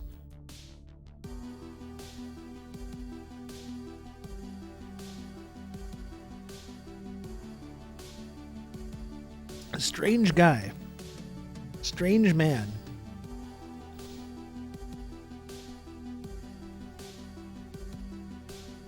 Also a Walmart version. I heard they're like building police stations in Walmarts as well. How much does this machine cost? Enough to house a family for at least 5 years, I'm sure. I'm positive, yeah. Yeah, just wait till it has a fucking gun or a taser attached to it. Citizen, stop resisting. Citizen, allow me to protect and serve you. Is it tasing you for like being late for work or something? Stop resisting, citizen. You have 10 seconds to comply.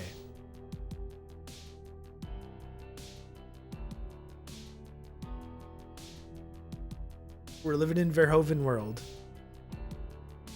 It's Paul Verhoeven's world and we're just living in it.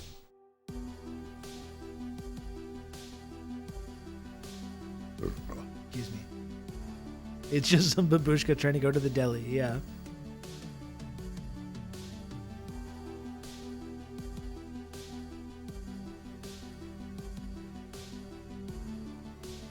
He was always right and he gets more right all the time. If anything, he undersold how fucking insane and stupid and ridiculous everything was going to be.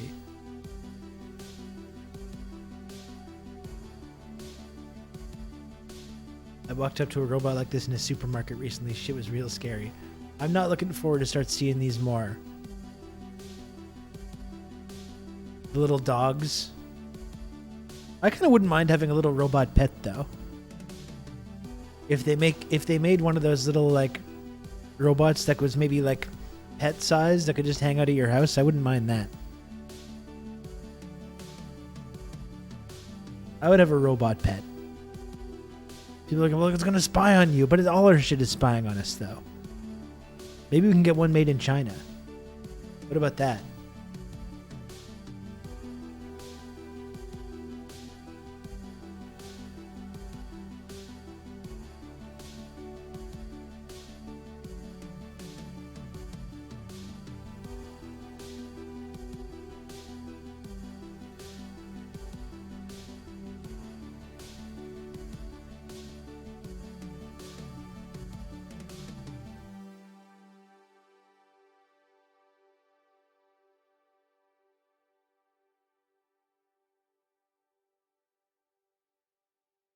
Oh man.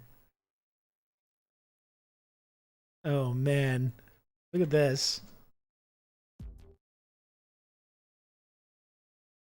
This is from the Beijing Robotics Conference. Look at these things.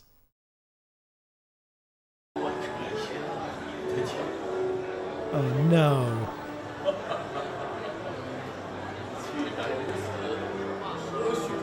put one of these heads on one of the robot dog bodies to make it really grotesque and horrifying.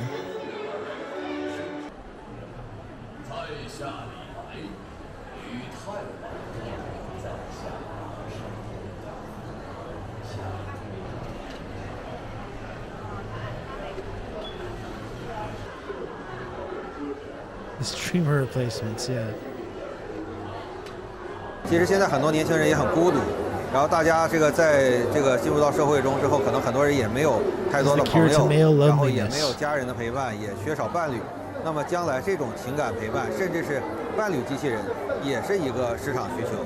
那么老年人的需求就更直接，就是我们现在年轻人确实少，然后很多年轻人离开家，然后也很难陪伴在老人身边，所以陪伴老人的这个需求是我们现在为什么总在提。 说老人陪护的机器人，这是因为这个需求它很明显、很直接。Man, our future is going to be so fucking insane. We're not even close to the real craziness. We're just barely scratching the surface of the real craziness about our future. Shit is going to get so weird in the next like 15, 20 years. It is going to get so weird. We're barely even scratching the surface of it. Oh gosh.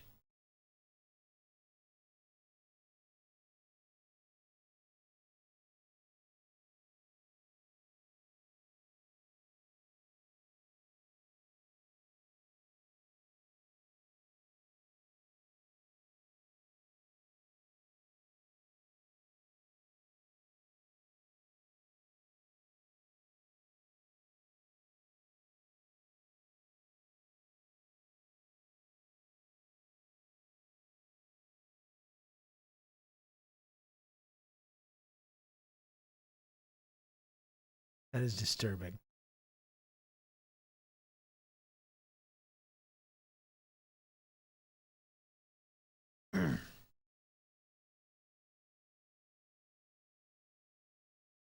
Ice cream, so good.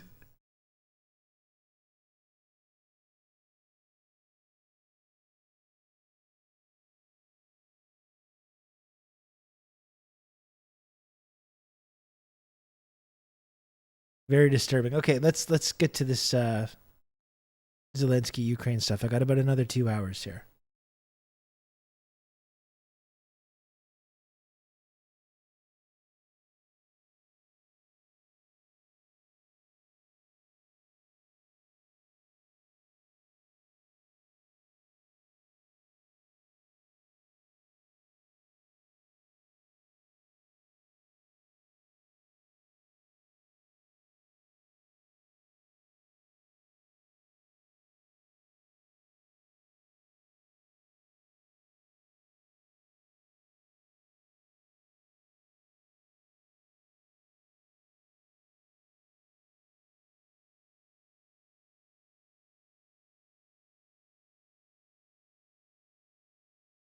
Let's see this. We just got a selfie.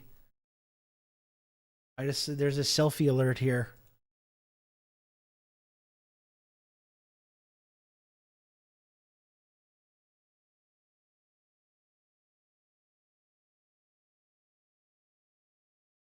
We're just fitting everything on the screen here. One moment.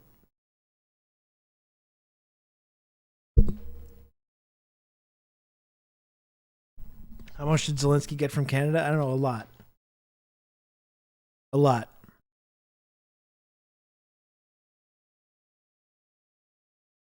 I am so glad to be here on the Parliament Hill with President Zelensky. 18 months ago, Russia's full-scale invasion of Ukraine began. And Canada was there from the very beginning with military, humanitarian, and financial assistance, and with sanctions against those responsible for this brutal war. Which did nothing. Notre appui est inébranlable. Volodymyr, I can tell you right now, our support is never going to waver. Thank you so much, Justin, and thank you to all Canadians for all the support. And Canada has always been among those standing with us. We feel your support. It's part of our legacy. From heart, and we are grateful for it. Ukrainian community of Canada is an integral part of Canadian society. We are really proud of Canadian Ukrainians. That's why we have all those Nazi monuments. They form a solid foundation for our special relations, our special bond. An ocean might separate our nation, but the main thing that there are no walls between us. Vladimir, in Canada, you will always have a partner, and in Canadians, you will always have friends. Slava Ukraini. Героям слава. No, let's visit some of those. We should take a nice tour of the Ukrainian monuments that we've put up over the generations. Yeah. To show our steadfast support.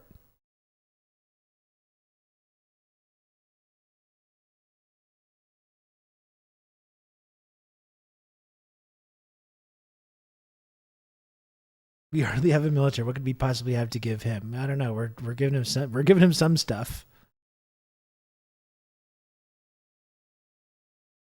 We're giving him a lot of money, anyways.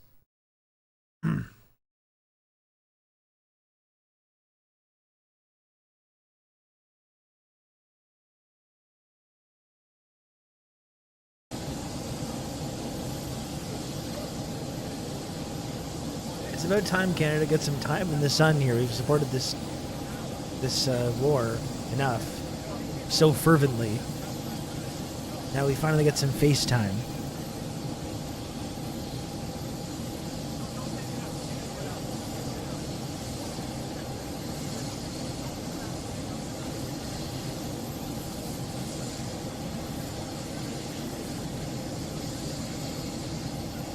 What's he doing there?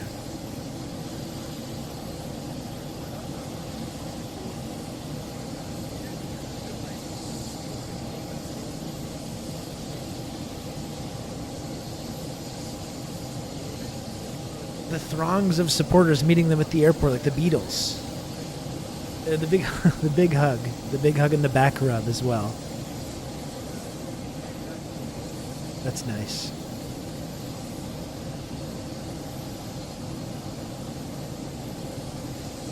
Gets the big hug and the back rub. What does this sound? I don't know. It's just like the airplane idling, I guess.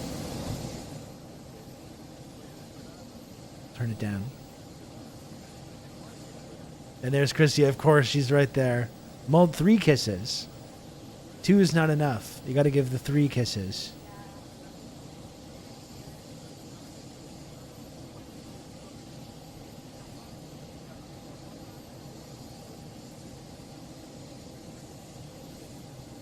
In Quebec, we just do 2.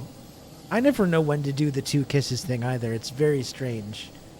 It's a very strange cultural thing that I've never quite gotten the grasp on here in Quebec. Sometimes you do the 2 smooches, other times you don't. It's always very confusing about when to do that and when not to.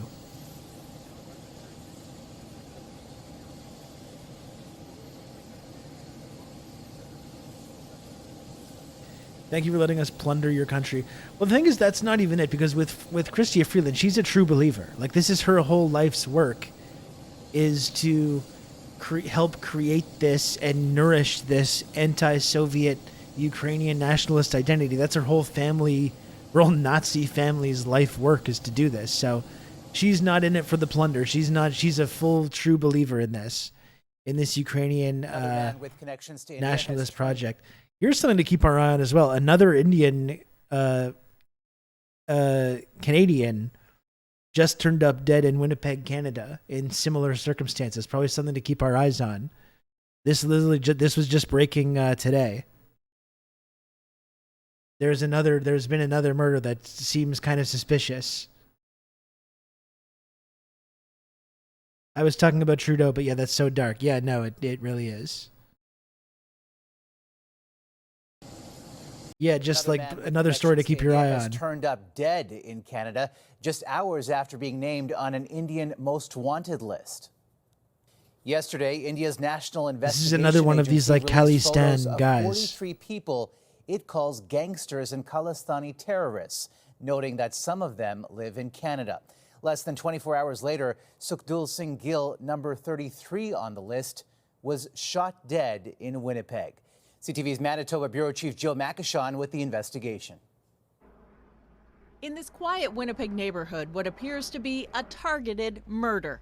Neighbors say they saw 3 masked men fleeing this duplex Wednesday morning and heard a vehicle squeal away.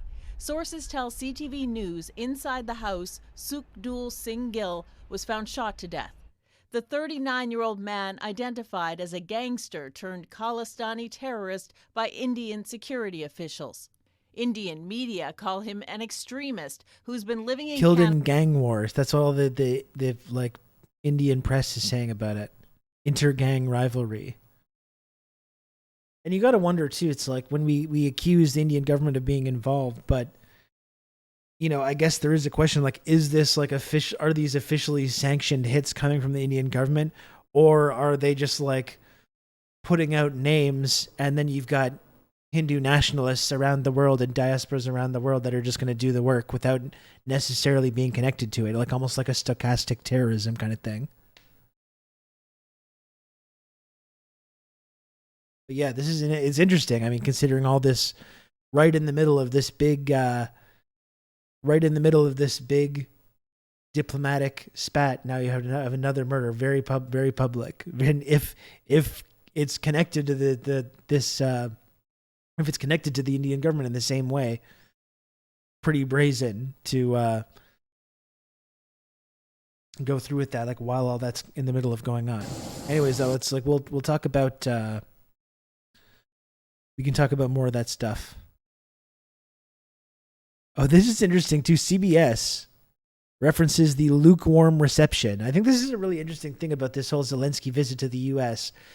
They're having a way harder time in America selling this war to people. And there's like politicians now, because it's become really unpopular, there's politicians that don't even want to be seen with Zelensky because they know it's going to hurt them.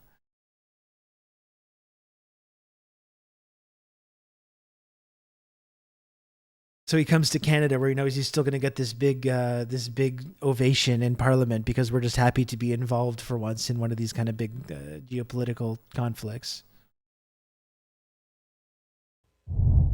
Welcome back. Ukrainian President Volodymyr Zelensky arrived in Canada late yesterday for an unannounced visit.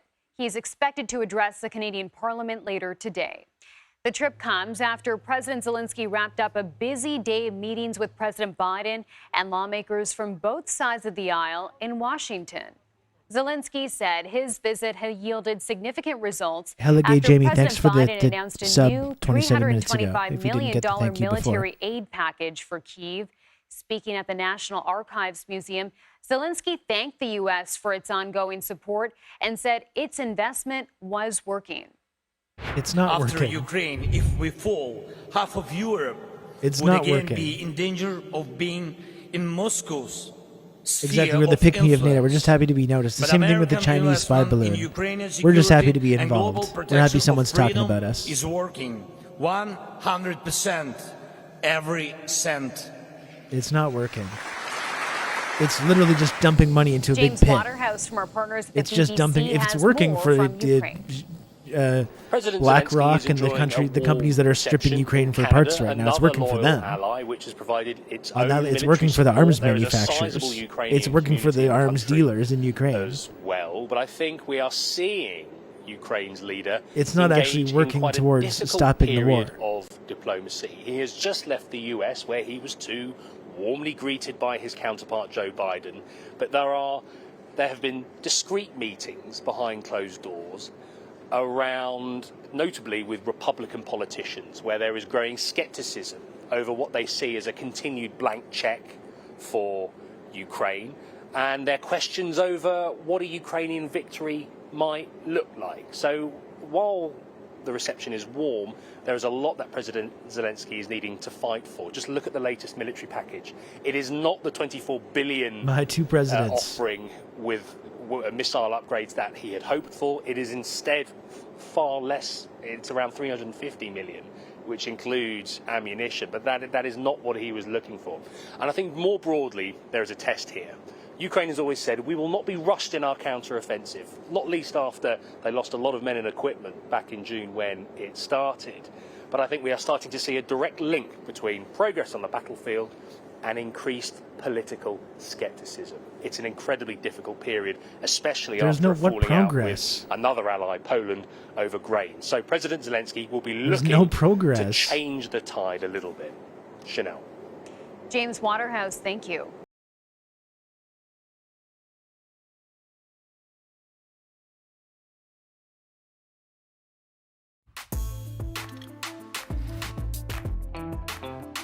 Look at this story from CBC. If Russia wanted Zelensky dead, could they kill him at the UN?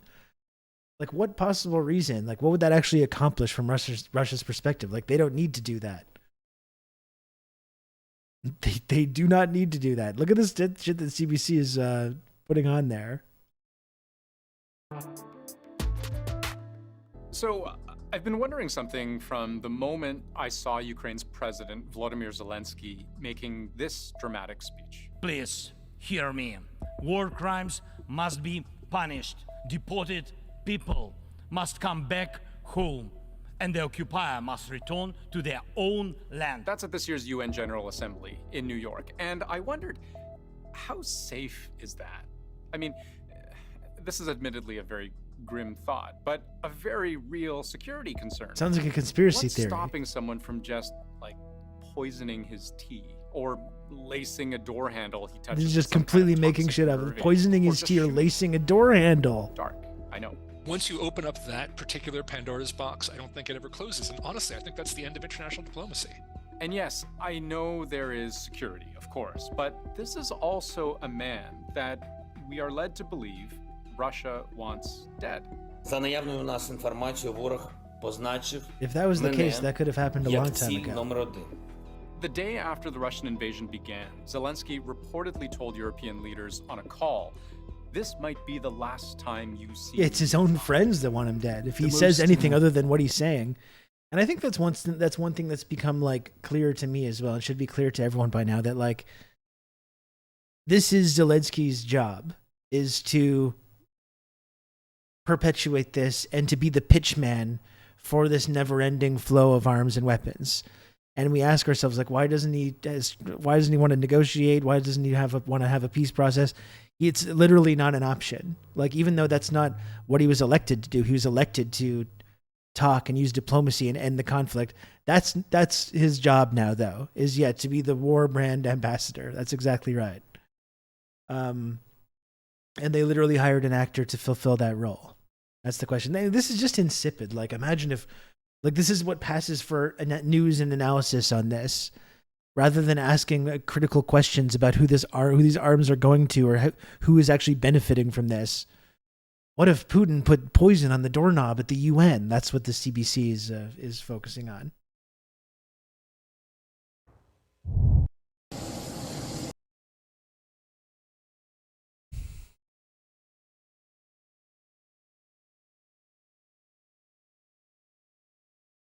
So we're not going to watch an entire hour of this, but maybe we can see some kind of highlights.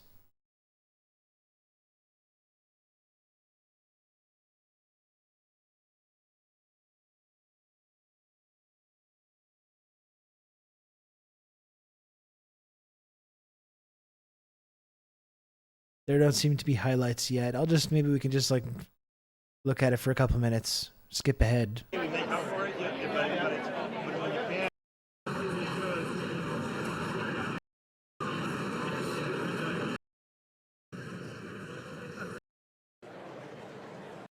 I'll come back up at the end of the speech. And his wife, the First Lady of Ukraine. Mr. Speaker, parliamentarians, honored guests, friends, we gather today at a pivotal point in history. This is a time of incredible uncertainty. Attacks upon the rules-based international order threaten to upend the peace I think and the prosperity. ironic thing about what you're saying, Diego, is that Russia has an actual legitimate claim to Crimea, unlike England and Gibraltar or USA and Guantanamo. A challenge we must confront with lion-hearted courage, and the world can find no better inspiration than our friend here with us in our house today, President Volodymyr Zelensky, and his wife, the First Lady of Ukraine, Olena Zelenska.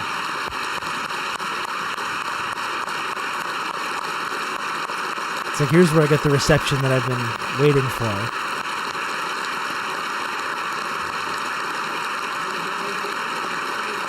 Lion-hearted courage, that's right. 1 year, 6 months, and 29 days ago, Vladimir Putin launched a full-scale invasion of Ukraine, unleashing a campaign of violence and brutality that has left countless I know, it's preposterous. The idea of arguing about sovereignty and territorial integrity and that kind of stuff, Diego, it's just mind-numbing. Days, the people of Ukraine have defended their homes, their language, and their freedom to choose their own future.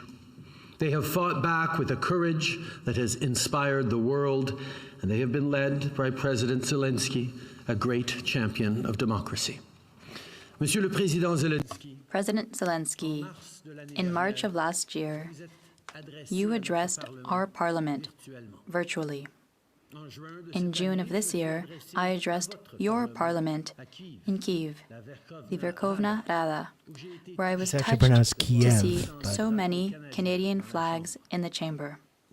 Today, you are able to be here in person to speak about how are those elections going in Ukraine, by the way? The big champion of democracy. That's a good question. And you do it to remind us that in your country, Russia continues its assault and Ukrainians are sacrificing their lives. Monsieur le Président Zelensky. President Zelensky, we speak regularly. We've spoken about what is happening at the Zaporizhzhia nuclear power station and the environmental destruction caused by Russia's tactics. We've spoken of the human toll. That's why we encourage you getting depleted uranium rounds to use in this conflict. And people who are being taught to hate. I've seen Putin's destructive evil firsthand during my visits to Ukraine since the war began. I saw it in the bombed-out neighborhoods, in the bridges reduced to twisted steel, in the abandoned homes. I also saw it in the faces of your citizens. They walked down the street, sat in cafes, daily life seemingly persisting, but with everyone I spoke to, I saw in the backs of their eyes the weight of this war. The fear for their fellow Ukrainians on the front lines, the anxiety that another air raid siren would go off. What about their fellow Ukrainians that live in the eastern regions that have been getting bombed? The toll of this war on the mental health for 10 and years. well-being of Ukrainians is immeasurable. I know for vaping while my prime minister is speaking. You are That's dedicated exactly right. to the work to address this. So today we are providing funding to support mental health care in Ukraine. Why is he always talking like a Christian missionary that tells his friends what he saw when he was away at a mission? And that is, I've never thought about it like that, but that is an interesting question. It's just the drama teacher. It's the drama teacher speech patterns. Continue to applaud your tremendous leadership in these difficult times. Look at Christia's face. She's so happy. Look at her. She is never. This is the highlight of her whole career. Right now. Look at that. She's in the shot with him. I feel like she's looking at the camera to see herself. See, she's looking up. I swear she's looking and seeing how it's looking in. The framing is so good. Much is lost. Right there in the back. One example. Oh no, this is her life's work. Like I was saying, this is her whole family's life's work. Hardship as Russia blocks grain exports, worsening hunger and starvation among the world's most vulnerable people. President Zelensky, you and the Ukrainian people are holding the rules-based order in the balance. You are on the front lines. It's true. Not just of the fight for That's Ukraine, actually true, yeah. Who's in this rules-based order, though? All of the former Western white colonialist countries. Going to be living in. Interesting. Interesting use of the words. Matter. Following the Second World War, the bloodiest and deadliest conflict humanity has ever known, the whole and world's Russians and nations Ukrainians worked together to win the Second World War. Set of rules and principles to reestablish peace. It's just disgraceful using that analogy of the Second World War to talk about how Russia's violating peace when that's the whole disgusting thing about this is that Russia and Ukraine worked together. Millions of people joined the Red Army to defend all of Europe and all of the world from this fascist menace. And this movement for this anti-Soviet Ukrainian nationalism, which has been accelerated under this war, has tried to erase that. They're taking down all the monuments, all these to actual Ukrainians that joined the Red Army, and replacing them with Ukrainian nationalists that were anti-Soviet that committed the Holocaust.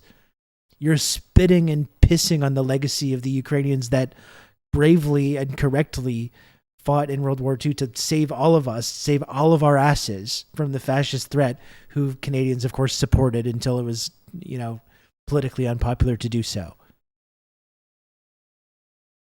So using that as an analogy is just a disgrace, because that's the exact historical legacy that we are helping to completely erase and destroy now with this. And Russia, whether you like them or not, and there's a lot of stuff that's not to like about the Russian government, they are still upholding that legacy and trying not to erase it. For 3/4 of a century, these rules have allowed historic prosperity. They have fostered Born for Uncle trade, Joe, you'd be speaking given German right now. citizens the necessary confidence to invest in their future, and helped millions of people escape poverty. There isn't a single place that hasn't known prosperity thanks to peace. Yeah, but how did people in Ukraine get prosperity after the war? It was because of socialism. It was because they were part of the USSR. Not only did that help liberate Ukraine and Russia and the rest of the world from fascist tyranny, it raised living standards for millions of people millions of Ukrainians. I want to hear that again. The necessary confidence to invest in their future, and helped millions of people escape poverty. That was socialism that There did that. isn't a single place that hasn't known prosperity thanks to peace. But what Putin has done, Yes, he is was a founded break as a socialist with civilization. Soviet republic. It is a violation of our common humanity. It is an attempt to disassemble the Which rules-based Putin order that criticized protects our when he was about to freedom. invade. It is a move to weaken democracy and assert autocracy. Putin governs with deception, violence, and repression. He imprisons his own people and stirs up ugly Sorry, did this MF just say imprisons? sentiment.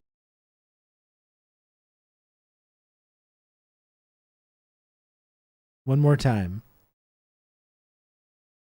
Imprisons. Imprisons his own people. Can you imagine a country with puts people in prison? He imprisons his own people. Violence and repression. He imprisons his own people and stirs up ugly sentiments of xenophobia and racism. Yeah, he even has by far and away, the highest prison population in the entire world. No, sorry, that's the United States of America. Excuse me. The vast barbaric prison system in the United States of America, where people who have not been convicted of a crime are dying every single day, or in our country, that's where it's disproportionately filled with indigenous people.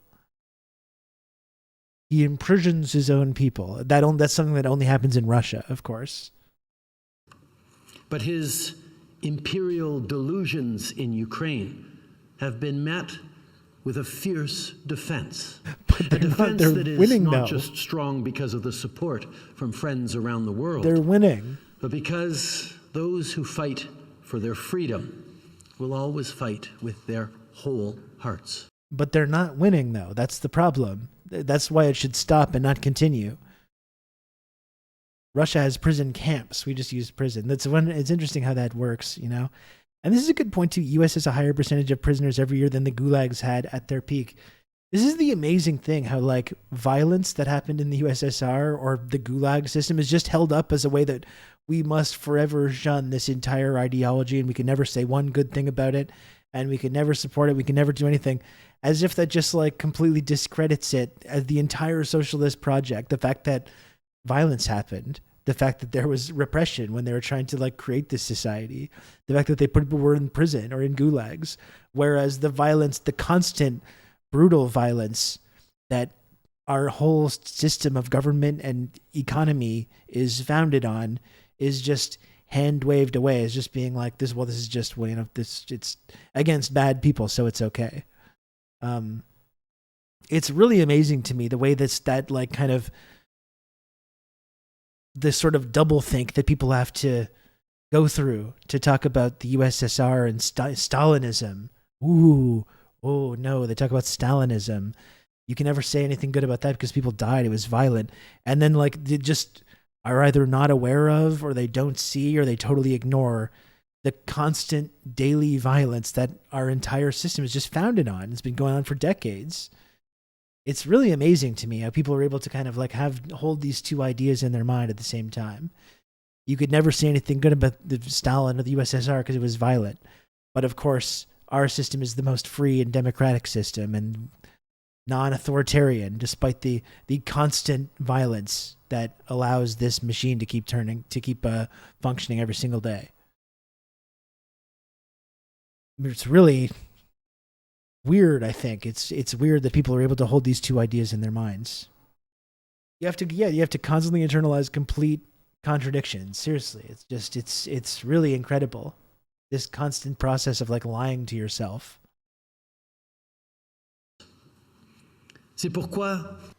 That is why we must all fight by all possible means. This is good though, yeah. We must speak out loud and clear against violations of national sovereignty and affronts to international law. Violations to the rules-based international order must be denounced, and aggressors must be held responsible for their actions.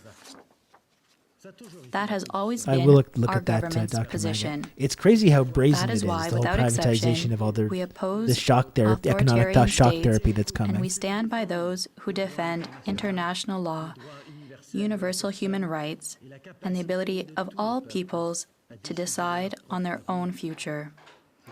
That is why Except people we in faithful Crimea or Michael Eastern Kovrig Ukraine and that Michael don't want to be part Spavor of Ukraine. were They don't arbitrarily get to decide, detained actually. by China.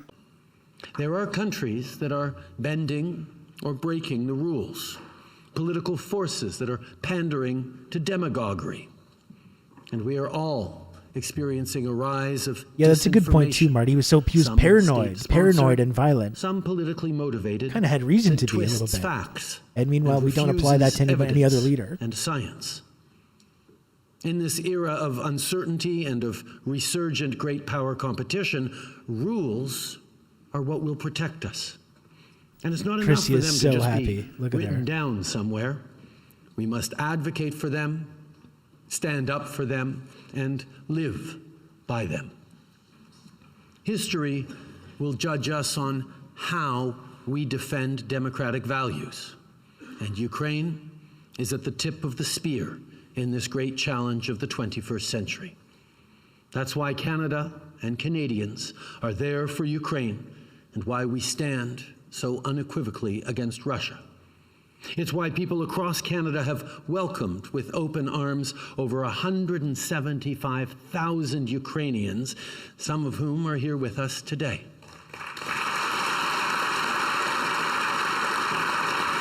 He's smug look on his face.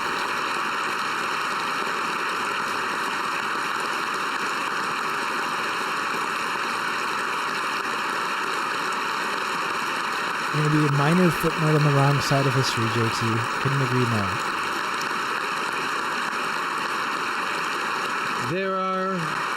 There are those here who've come from Bucha and Kharkiv.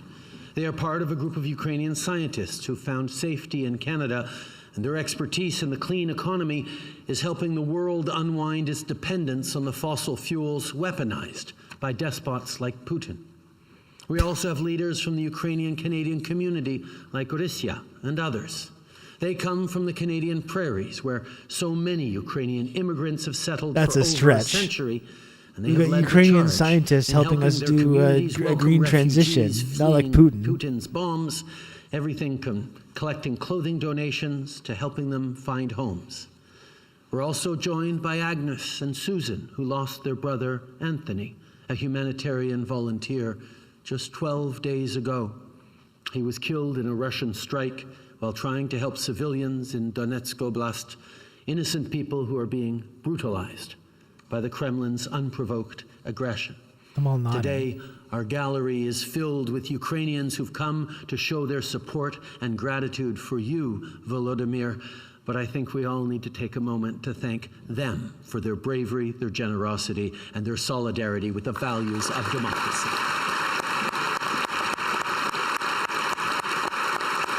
And it's sad when aid workers are killed and then their deaths are used to justify further violence and an increase in violence and an escalation of the violence in which more civilians and more aid workers are going to be killed. Like, let's remind ourselves that when they're talking about why we need this endless support, President it's to continue Zelensky, this non-stop killing said indefinitely, which doesn't have to continue in a hopeless quagmire now, Canada a hopeless struggle to get back land that's never coming back. In military, financial, and humanitarian It's the most senseless thing to have to sacrifice your life his for. war of aggression. We are making a longer-term, multi-year commitment that provides predictable, steady support to Ukraine. It will include $650 million over 3 years for 50 armored vehicles, including medical evacuation vehicles that will be built by Canadian workers in London, Ontario. Maybe we could build social housing instead of giving tax incentives to landlords to build new apartments. F-16 trainers for pilots and for maintenance, so Ukrainians are able to maximize their use of donated fighter jets. We will continue to work with our partners, including within NATO, to provide unwavering support, and we will continue to provide within NATO. I thought they economic weren't part of support NATO. to Ukraine over the next year, so that it remains a strong, dynamic, and prosperous democratic country. But our greatest hope is that you won't need military or financial support Yeah, for that's long. true. He said over 3 years. He's kind And of that just like peace giving away the fact that this is returns not soon. ending anytime soon. But it cannot be a false peace based on a compromise imposed by the aggressor. For a lasting peace, we must oppose Putin and reject his attempts to bring us back to a time when might made right. This is so Orwellian. In order for there to be peace, we must make it so the nation that's actually winning this war and has now occupied these huge parts of the country has to just give it all back, which you're talking about something that's not going to happen. In order for peace to happen, the country that's winning has to just agree to lose. Like, I'm sorry.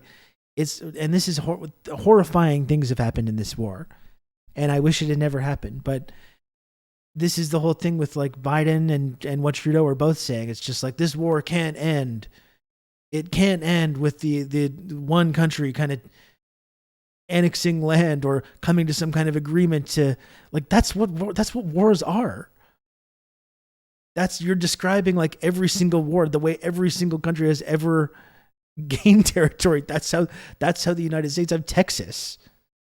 Like, it doesn't make it right, but like you're saying that like we just can't end the war like that. But like if you say that we can't end the war like that, you're just saying that we can't end the war. You're just saying we want it to continue indefinitely. And they're saying right now in this speech for at least 3 years, we got what is 600 million over 3 years. So you're just saying that there's no end in sight. But at the same time, telling people that that's the only way that there's going to be peace. The only way that there's ever going to be peace is through more and more years and years of war until this outcome happens, which is not an actual possibility. It's literally the Orwell 1984 war is peace. Orwellian language, which these exact people are supposed to be familiar with. We just need to keep this war going forever. That's the way for peace. And we'll just pump even more arms in there. We'll pump the depleted uranium rounds and cluster munitions and whatever else we have to do. That's the only way to have peace. You can count on me. You're going to have a good old Rob to talk you through all this.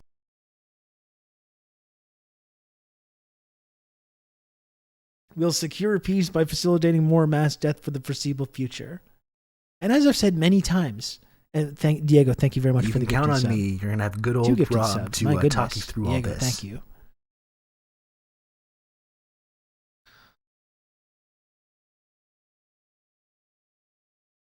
And and as I've said before, even these people, like he talks about the Donetsk Oblast, these are the very people that have been getting shelled by NATO-supplied shells for the last 10 years. That's the whole reason that this conflict happened in the first place, was because they couldn't come to a peaceful agreement to stop doing that. And who was the side that was not negotiating and refusing to negotiate and refusing to abide by negotiations? That was our side. These people that are in this region who don't even seem to be really part of this Ukrainian nationalist project, these like ethnically Russian Ukrainians, to be clear, they're not Russian people, but they're ethnically Russian Ukrainians. And they're not part of this nationalist project, because the Ukrainian nationalism that they're trying to promote is this anti-Soviet, anti-Russian Ukrainian identity. They're trying to kind of like, that's Chrystia Freeland's grandfather. That was his whole life's work, was like promoting this. And that's her whole life's work, is like promoting this kind of specific version of identity. So the people that are in this region, who we claim to care about, they're not even part of this project. That's why they've been getting shelled by the Kiev regime for the last 10 years, since the coup in the Euromaidan, which we also contributed to, as much as we talk about democracy and sovereignty and all that bullshit.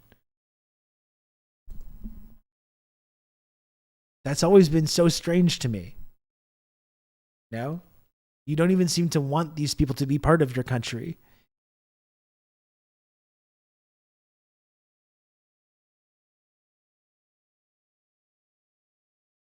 I'm sorry, Grom. I'm spreading Putler propaganda. And yeah, I don't doubt Orwell would have fucking loved Ukraine, but we can still, like, it's still that the exact kind of Orwellian language and doublethink and historical revisionism that he talked about in 1984. There's no greater example of it than this stuff, than rewriting the legacy of World War II, which is what this is part of.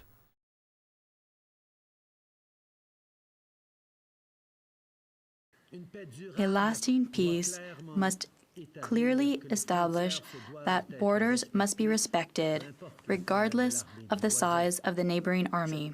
This peace must restore the right of Ukrainians to determine their own future. But again, which Ukrainians, though? To determine their own future, not Ukrainians in Crimea that want to be part of Russia. Not these ethnic Ukrainians that have been shelled for the last 10 years, who, when Putin recognized these breakaway republics, were on camera to whoever would listen being like, what took so long? You know, those people are Ukrainian. But like what they want has never really been factored into any of these kind of questions.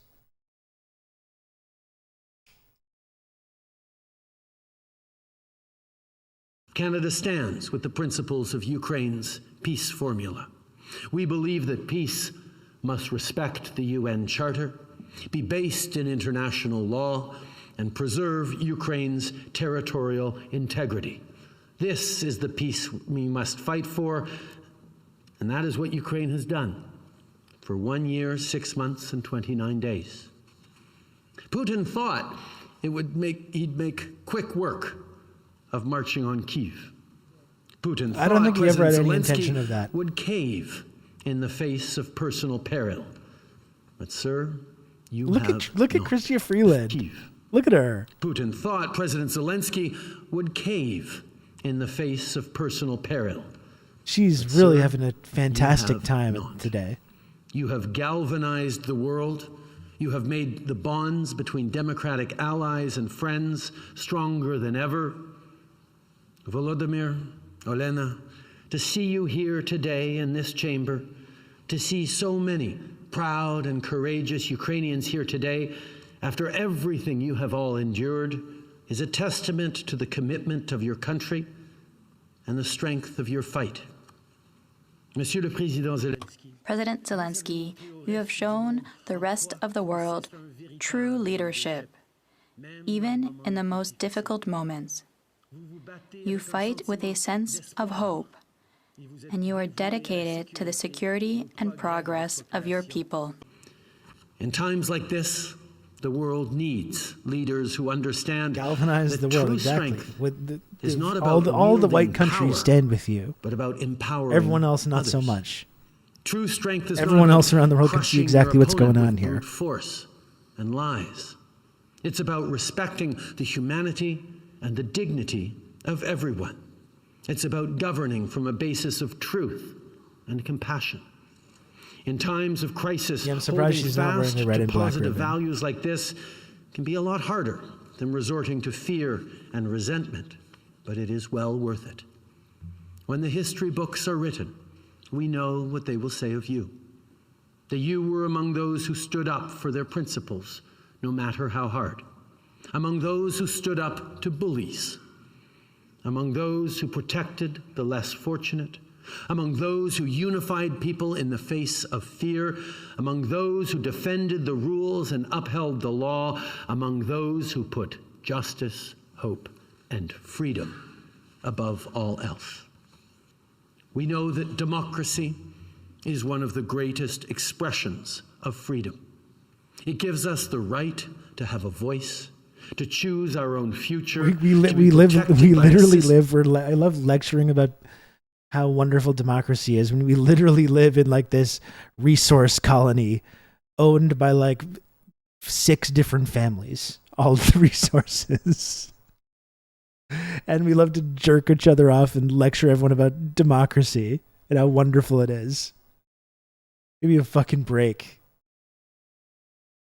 Democracy. System with justice and accountability, but democracy does not happen by accident. The country is barely real. It's not real. Continue without effort. We It's must fake. defend It's a fake and country. strengthen it with all that we have. It's not a democracy. Volodymyr, It's my not friend, democratic. You have a unique understanding of this. You stare down Putin every single day. And we will be with you. Look at her. And all heroes of this courageous fight for as long as it takes. Slava Ukraini! Glory to Ukraine.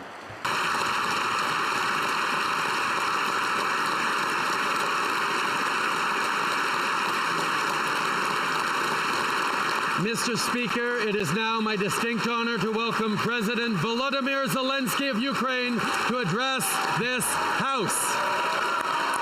Look how happy I'm. This is more like it for Zelensky, though. This is what he wanted in America, you know? He didn't even get to address the House in America. This is the fanfare that they want to see, you know? Pure, totally bipartisan. Completely bipartisan. 100% ideological uniformity. Good old Rob to talk us through all this. Ross Publica, thanks for the 13 months. Glory to heroes.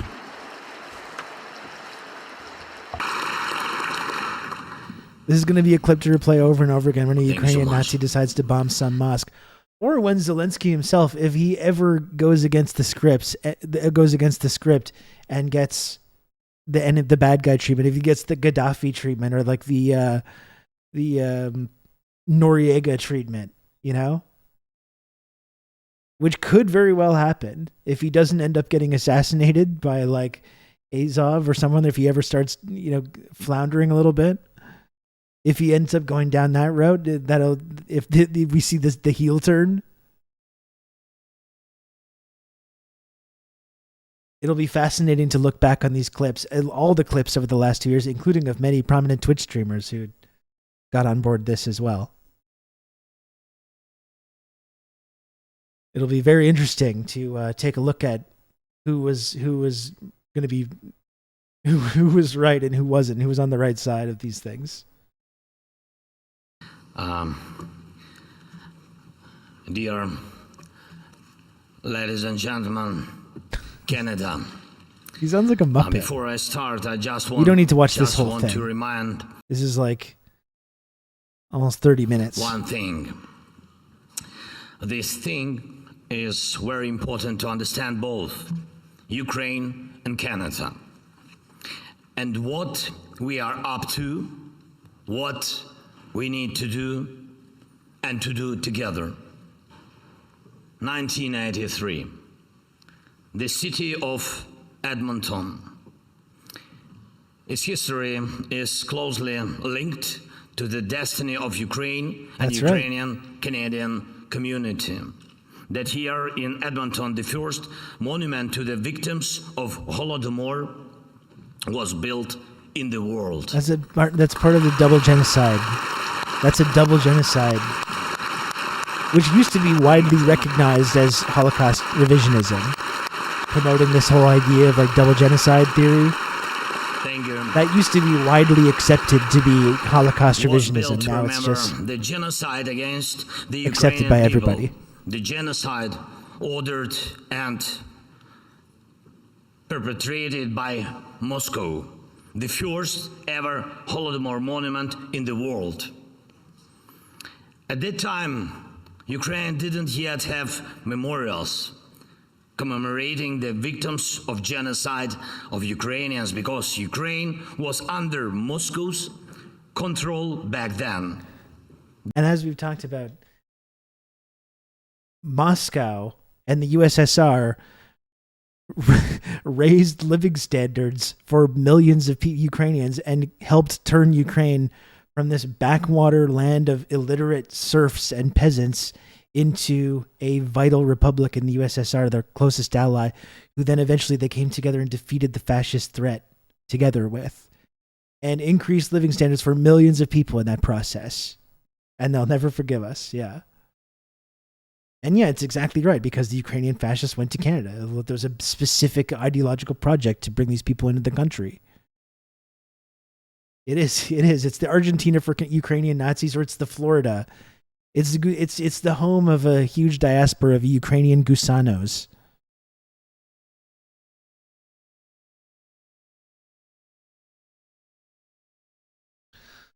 Yeah, but yeah, and that's it. When you talk about famine in Ukraine in the early stages of the Soviet Union, which didn't just affect Ukraine, but affected a number of places in the Soviet Union, and yeah, it's horrible. But that was part of a process in which, you know, millions of people's lives improved drastically, and it was not some specific a genocidal attack on Ukraine, which is what the Holodomor and all these people kind of frame it as, but a something that happened as part of this mass industrialization process and this mass collectivization process, which was overall a process which helped millions of people.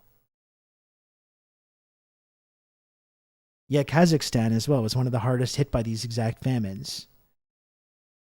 That Stalin also caused the Dust Bowl. Everything that I don't like was the fault of Stalin. That's right. That's pretty much how we under the lens through which we understand history.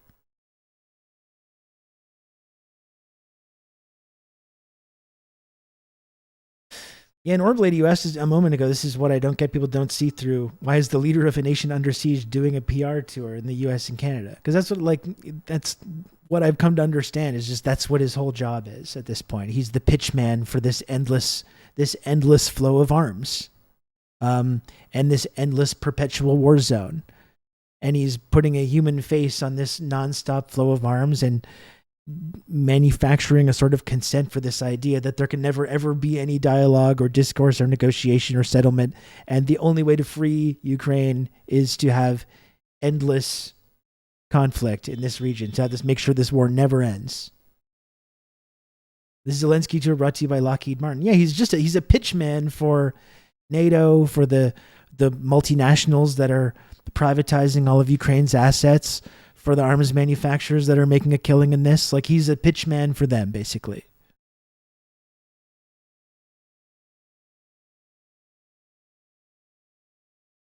And it's going to be awkward for him since he was elected on a peace platform. That's what I was saying. It's like, I have a certain measure of sympathy almost, because I know that Zelensky doesn't have another option than to do this. Like, this is his job. And the moment he strays from this, he'll either get the enemy treatment, like I said, with like Gaddafi or Noriega or whoever. All of a sudden we'll hear all the news stories about the corrupt Ukrainian government and all this stuff. Or he'll just get assassinated and get replaced with someone who's going to play ball.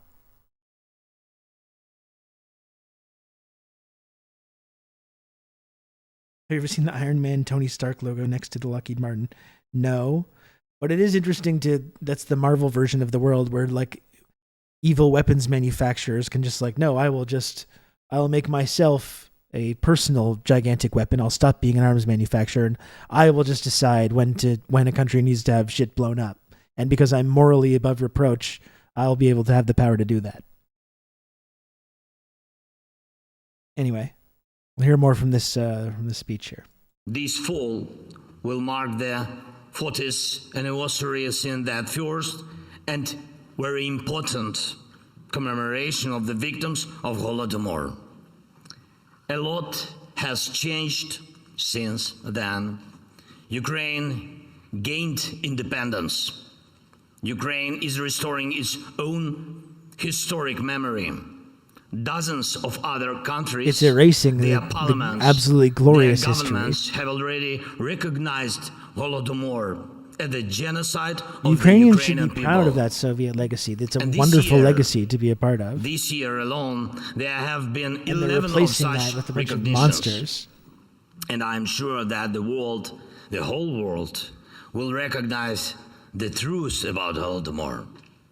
But there is something that has not changed either in 40 years since the monument in Edmonton was built or in 90 years since the Holodomor. Moscow now, as always, is bent on controlling Ukraine and makes use of all available means to do that, including genocide. It is genocide. What Russian occupiers are doing to Ukraine. It's not. And when That's we not want what to genocide win, is. when And it's we call disastrous. on the world And to support hundreds of us, thousands of people are dying. it is There's not no just denying about that. an ordinary conflict. It is about saving lives of millions of people. Literally, physical salvation. Ordinary women and men, children, our families, whole communities, entire cities. Russia's destruction of Mariupol, of Volnovakha, or Bakhmut, or any other city or village in Ukraine must not go unpunished.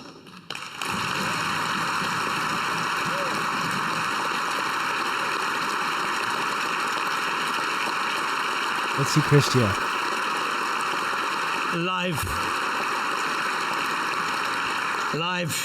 Life and justice must prevail everywhere. I saw the in onion Ukraine thing. We can look at and that for actually. all Ukrainians.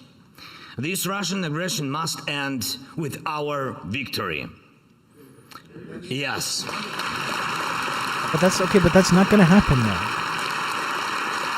That has never been an option. It's not going to happen. So you have to operate from the framework of what's actually going on, not what we want to have happen.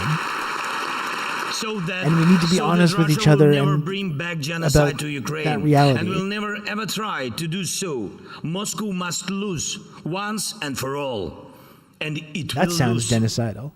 Dear speakers, the whole Parliament of Canada, dear Justin, Mr. Prime Minister, Dear ladies Justin. and gentlemen of the government, dear representatives of all the communities and cities, all citizens of Canada. In my opinion, one of the most startling qualities of your country Yeah, is I got that thread queued up justice actually, Grom. is not an empty word for Canada. Another extremely important fact about you is that you never, ever make a political bet on hatred and enmity. And you are always on the bright side of history. Thank you. Let's see Christy again. She's so proud. Oh my god. I almost feel a little bit happy for her. You know, I don't like her, but I almost feel happy for her. She's worked for this, you know? She has. I feel happy for her. She, you know.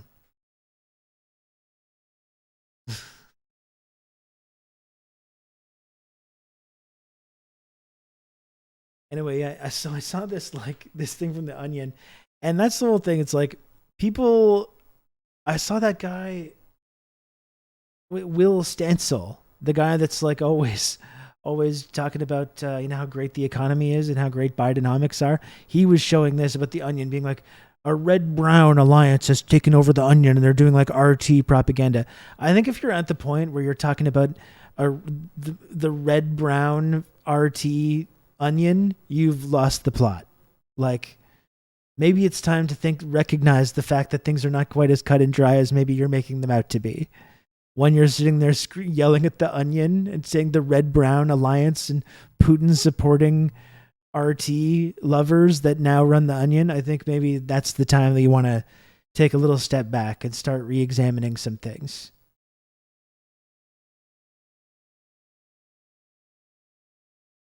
I want to find it.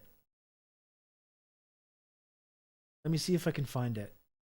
Because I actually blocked people are getting very mad at this. Seriously, if you look in the comments for this tweet from the Onion, people are furious. The very people who used to love the Onion when they were saying the Orange Man bad or Bush, George W. Bush bad.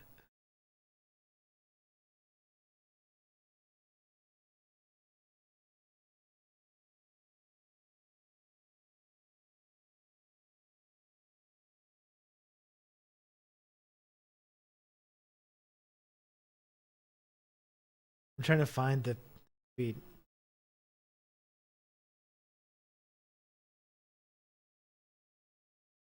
Yes. Will Stancil, what a dork.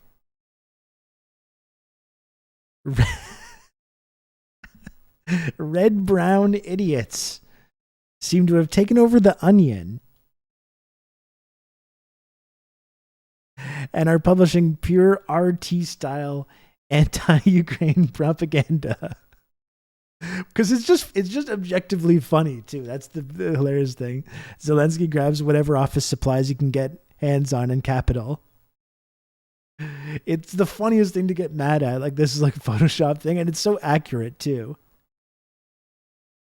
Again, that's his whole job, is to be the pitch man to try and get as much money and arms and support as possible. And satirically calling attention to that is too upsetting for Will Stancil. The Onion has fallen. No.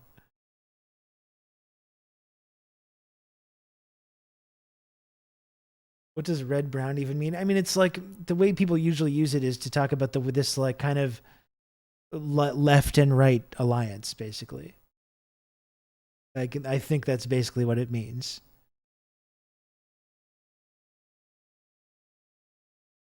The U.S. is paying the Ukrainian government payroll. And yet, meanwhile, this is what's actually going on. And again, ask yourself as well, is this the kind of thing that happens for a sovereign country?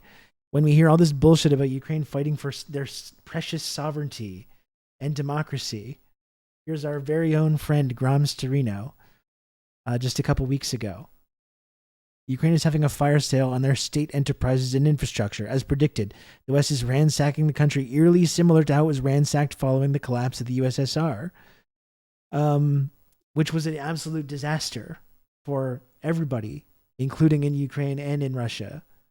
The looting and the mass privatization and the huge fire sale of assets that took place after the fall of the Soviet Union was a disaster for Ukrainians and Russia. Now they want to finish off the job. But this is like so disturbing. Privatization.gov.ua. State property fund of Ukraine. Like, you can just go and fucking peruse like it's like Amazon. It's like Amazon for Ukrainian assets. This is a sovereign country, we think? Is this a sovereign country where their sovereignty and their territorial integrity and their democracy is being protected and defended? You won't believe the deal I got on the Kharkiv power grid, for sure. Is privatizing these assets going to help Ukrainians? Is that really going to help the people of Ukraine who we're meant to care about, who we're told we need to care about? No, the only way to help the people of Ukraine is to ensure that the country becomes a permanent fucking meat grinder in the East, and we sell off all their public assets and destroy all the labor unions and purge every single left-wing party from the political sphere, and we persecute anyone that doesn't have full ideological conformity with what we're trying to do. Anyone that we accuse of sympathizing with Russia, purge them, jail them, and torture them. That's how you show your support for Ukrainians. That's how you do that. Is by ensuring they can sell off every single cent in public assets and completely strip the country for parts, so Western multinationals and investors can come in and make a killing on that privatization fire sale.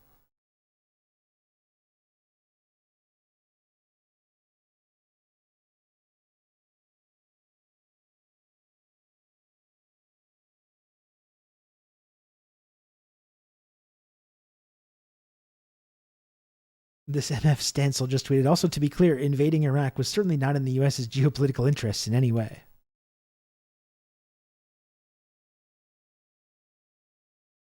Here's the website. It's incredible. It's absolutely amazing and so fucking grim that this exists.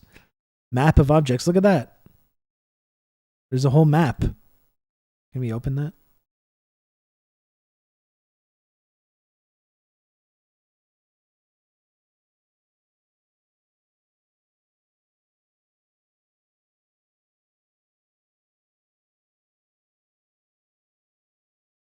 Look at that. There you go. The whole country. The whole country's up for sale. Good. This is going to be really great for everyone that has to continue living there. Yeah, I don't know if BlackRock buying up Ukrainian distilleries helps normal Ukrainians. I don't think so either.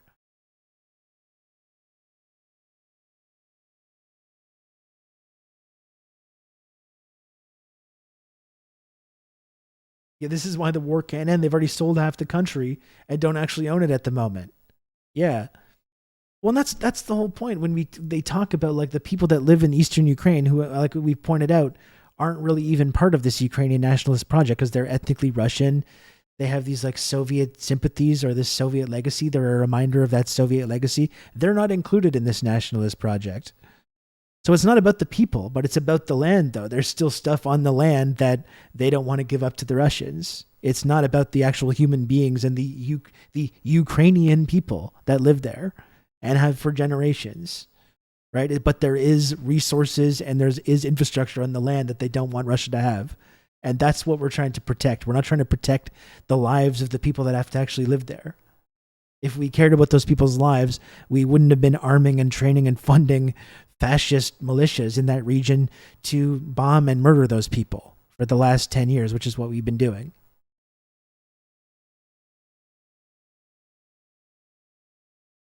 The majority of these properties will be dismantled. They're being sold so cheap that running the enterprises is a loss. Much better to literally dismantle and sell for parts. Most of these only have a requirement to be maintained for 6 months. And something like power plants are forced to operate for 2 years, then they can do whatever the fuck they want.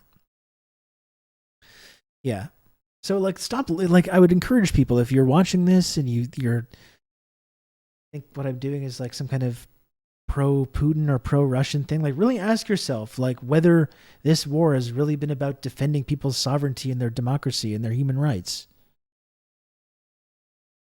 That's not why NATO gets involved in things. That's not why the United States of America gets involved in things. We don't care about sovereignty or democracy or human rights. We don't.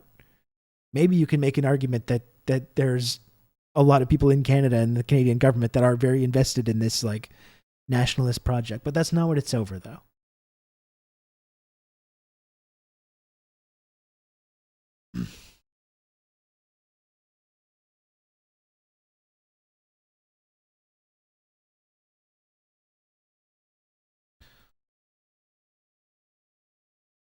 Ukraine, here's our friend Graham again. Ukraine is offering foreign capital and domestic the ability to pick through the corpse that is soon to be Ukraine, selling its infrastructure, manufacturing real estate and land owned by the state at extremely low prices. Here's an example of an alcohol distillery plant owned by the state that's being auctioned off. It has a starting price of $277K. The post lists everything, including anything from printers, real estate to land. This particular item is not an active enterprise. Yeah, these are all state-owned. But they are selling active enterprises such as factories, government agencies, mines, and even power plants with employees. Power plants are sold stating that the buyer needs to keep it operational for 5 years. After that, they're free to do whatever.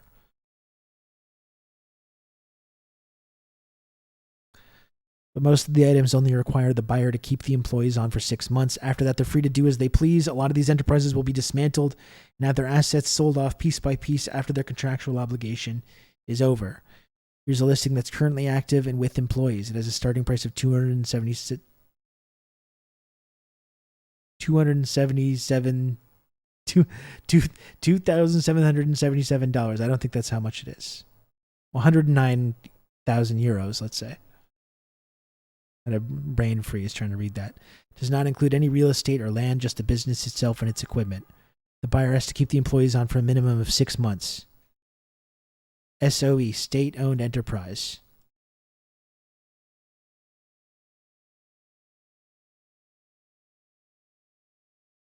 And this process has never increased anyone's sovereignty or standard of living, no matter where it's been tried, this mass privatization process. Ever. They're trying to sell this as something to stimulate growth in Ukraine with the help of foreign companies and somehow as an anti-corruption effort. As I said before, what will most likely happen is massive dismantling of the majority of these industries.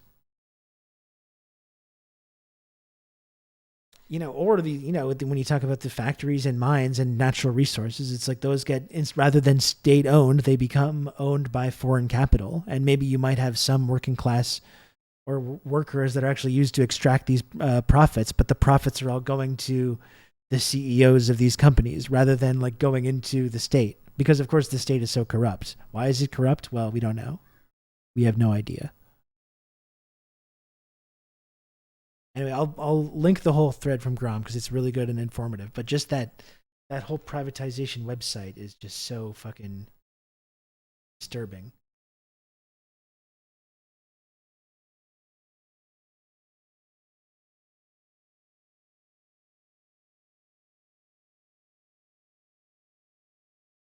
I think I wanted to take a look at the Seymour Hersh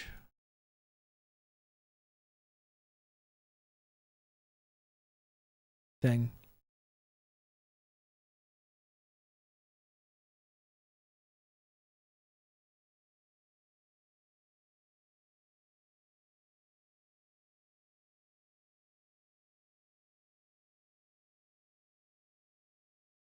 Well, here's this too.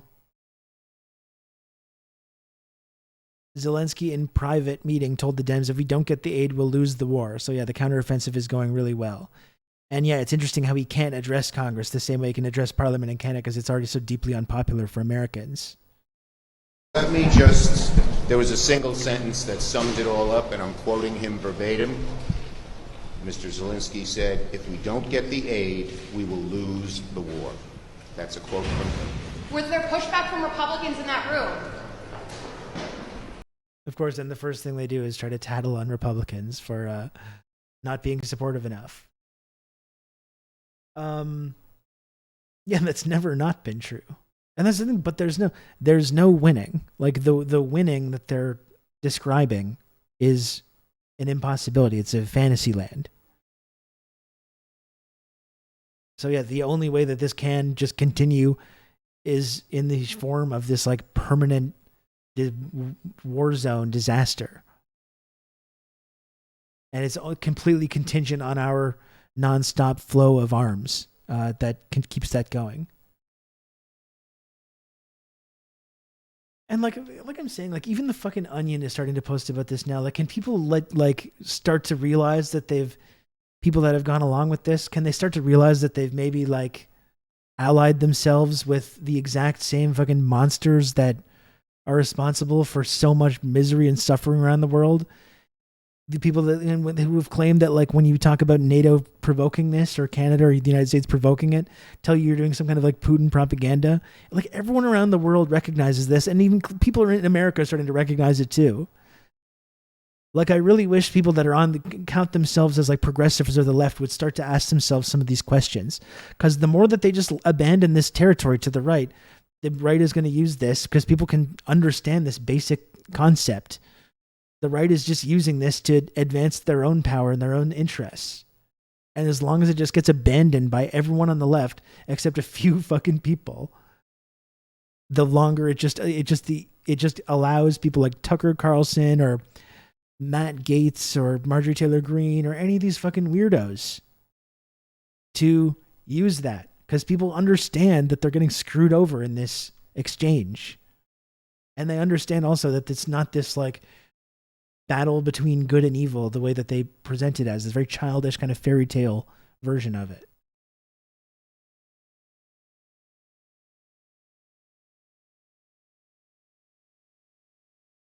And like I was saying, like I was reading a thing like Biden wants to turn this into a whole election issue. And like, I don't know if that's a very good idea. I don't think that's going to end well for them.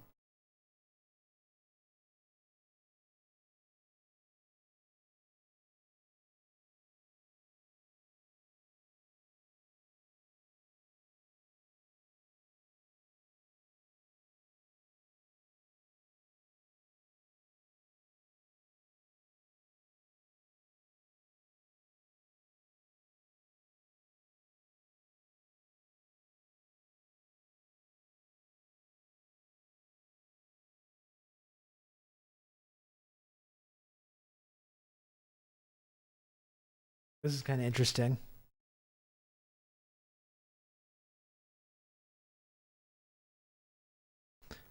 BBC reports that Commander of Armed Forces of Ukraine, Zelensky, might be prosecuted in Ukraine for Russian occupation of South. Several of our sources claim that as part of the investigation of this case, the investigators came to interview Valery Zelensky. According to the BBC, the commander-in-chief does not yet have a procedural status in this case, just as there was no official summons for questioning. But it is possible that such status will appear later. Given this possible development of events in narrow political circles, the case of the occupation of the South is already called the Zelensky case. And Mark Ames of the Radio War Nerd podcast frames it as it's saying it looks like Zelensky gathering compromise on his biggest potential political rival before next year's elections that may or may not be canceled.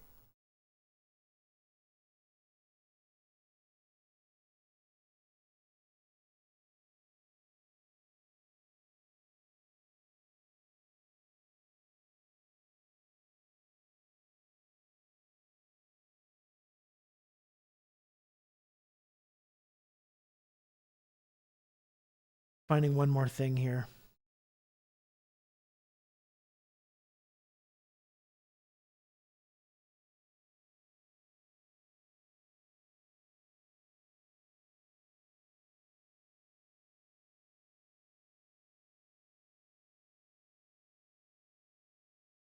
One moment.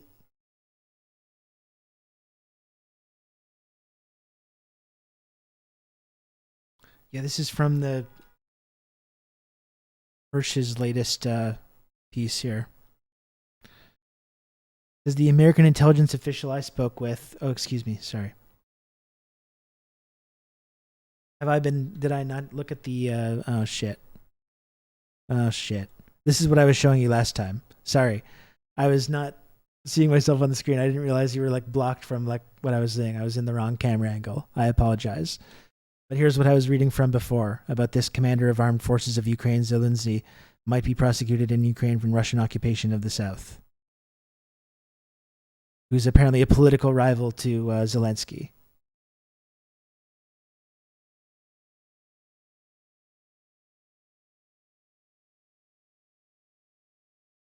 NBC just reported that Biden has decided to send ATACMs, which Newland said will be used to attack vital infrastructure inside of Russia. Oh, good. Yeah.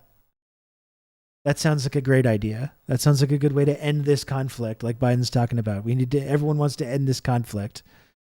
Escalating to trying to deliberately target infrastructure in Russia more than they've already been doing is a surefire way to make sure this conflict ends soon. ATACMS has a 300-kilometer range. And that's exactly what this whole invasion was about in the first place, right? Keeping these kinds of weapons out of Ukraine. That was the whole red line that led to them doing the invasion in the first place. You say attackums? It just sounds weird to say it like that, but I can. That's what the whole invasion was for, was so these exact kind of weapons are not in Ukraine with the ability to attack Russia. That's what everyone calls them. Okay. Shows what I know about weapons. Anyway, here's this thing from Hirsch, the American intelligence official I spoke with. Contempt for Putin's decision to go to war with Ukraine, but as he told me, the war is over. Russia has won. There is no Ukrainian offensive anymore, but the White House and the U.S. media have to keep the lie going.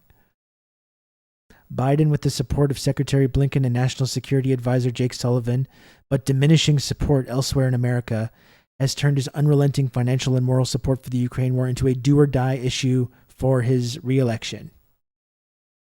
Yeah, let's see how that goes. That's going to be a tough sell to people in America. What's your election argument? Actually, the economy is really good. Stop complaining. You have it so great. And we need to make sure that Eastern Ukraine stays a total war zone. And we have nonstop flow of hundreds of billions of dollars into Ukraine to keep this going. And then people look around and they see the increased price of groceries. They see the inflation. They see how much more expensive it is for housing, to rent, to purchase a home. People are not stupid. They're able to make this connection. Yeah, attach election chances to a war your advisors admit is already lost. Yeah. Good. Brilliant strategy. Trump's recent interview destroyed Biden on this. This is going to lose Biden the election. I think it's a really strong likelihood. It's weird. I've talked to a lot of people that I trust and that I like a lot that are pretty confident that Biden's going to win, but I don't know. I just don't see it. I do not have that confidence at all.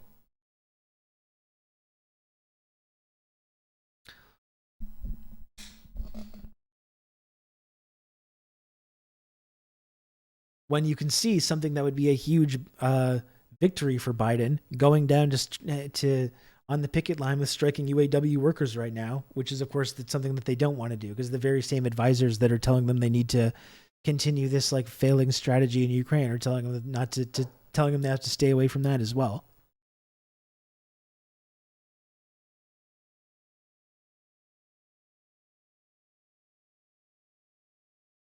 Also, people in the West won't give public support to pull out of Ukraine because it's the same thing with Afghanistan. People expect war to transform countries for the better. If it's left destroyed, people get pissed. They don't leave the country with freshly built Starbucks and Pizza Huts.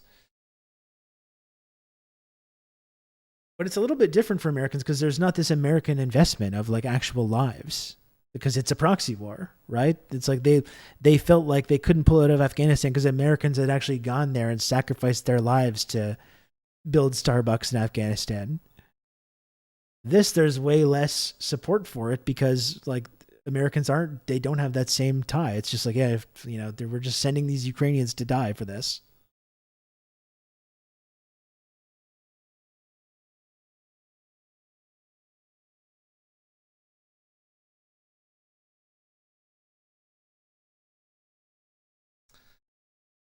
Well, I think that's pretty much everything that I wanted to talk about today. I think I covered all the bases there.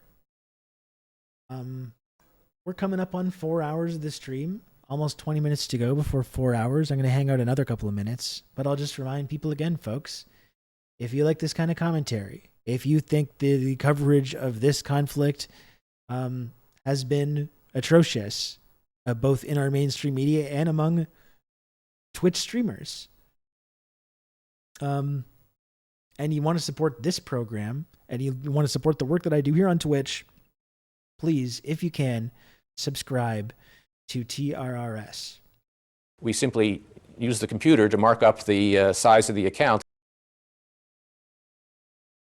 Admiral Praxis, thank you for the 300 friend coin. Thank you very much. It's Friday. It's the end of the week, folks. Can you help me finish this week strong? Can you help me drag my ass across the finish line by supporting this program?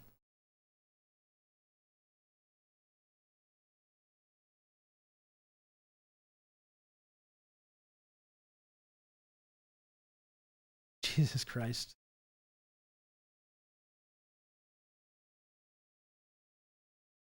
Western media is now pushing a site by a group of Ukrainian women where users can make charity donations to the war effort in exchange for nudes. They also want to abolish the country's outdated anti-porn laws, in case you had any doubts about how they see Ukrainians. The shit about the increased, the trafficking for Ukrainian women has just been, like, very grim. Very grim and extremely depressing.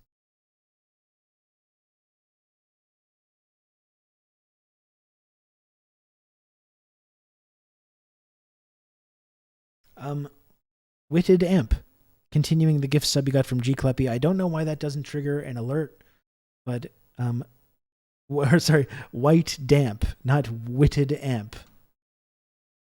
We've got White Damp, continuing the gift sub you got from G Kleppy, and Horse Drawn Portrait, continuing the gift sub they got from Sunny Sola. Thank you to you both. Thank you for that. I'm going to go ahead and manually increase the number. I don't know why that doesn't work, but I don't get why, but there we go.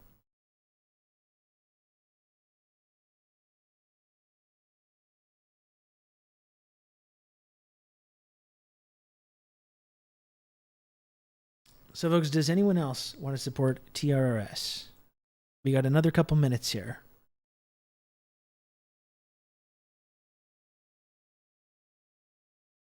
Help me finish out the week strong. As you know, folks, the only way I'm able to continue doing this program each and every week is if I ensure the number. I must make the little number goes up. I must make the little number go up every single day. It's my blessing and my curse.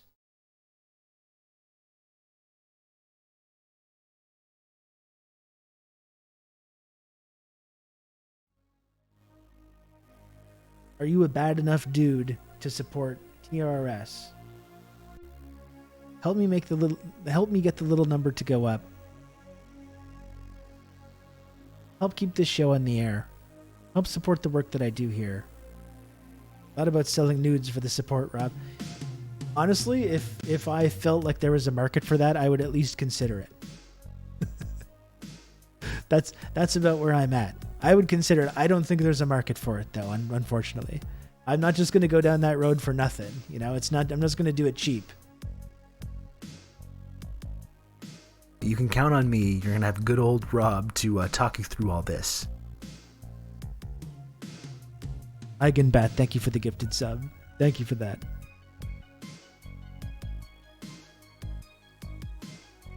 We don't know there isn't a market. Okay, there's a small market of weirdos, okay? Not the kind of market that I'm talking about. All right? Just because you happen to be one weirdo that might be interested in such a thing. I would need way more of a market there.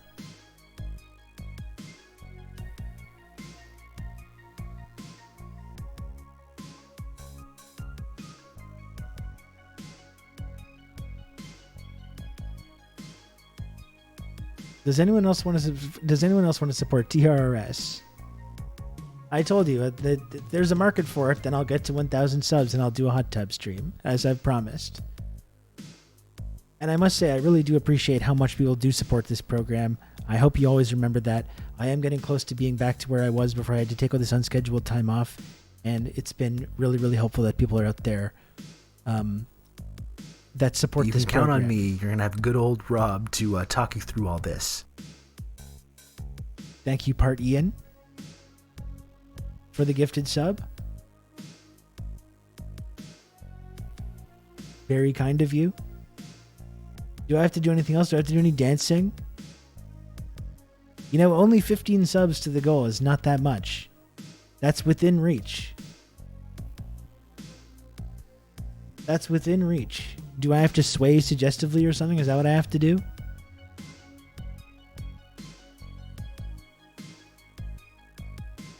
There may need to be dancing. You've just become an elite member of the Friendship Triangle.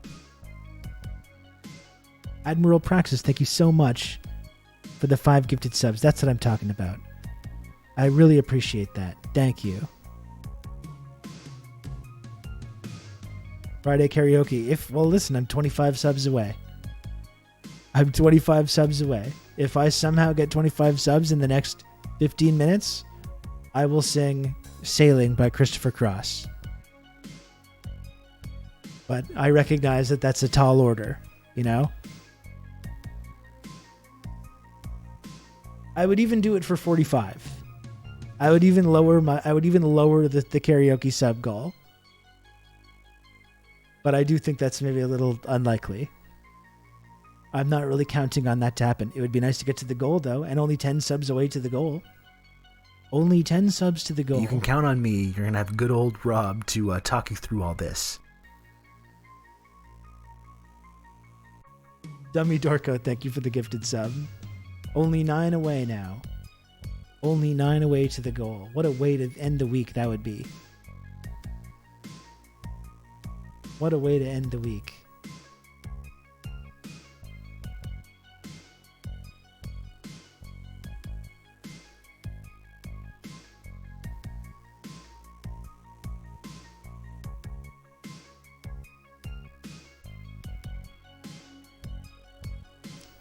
Only 9 measly subs away from the sub goal.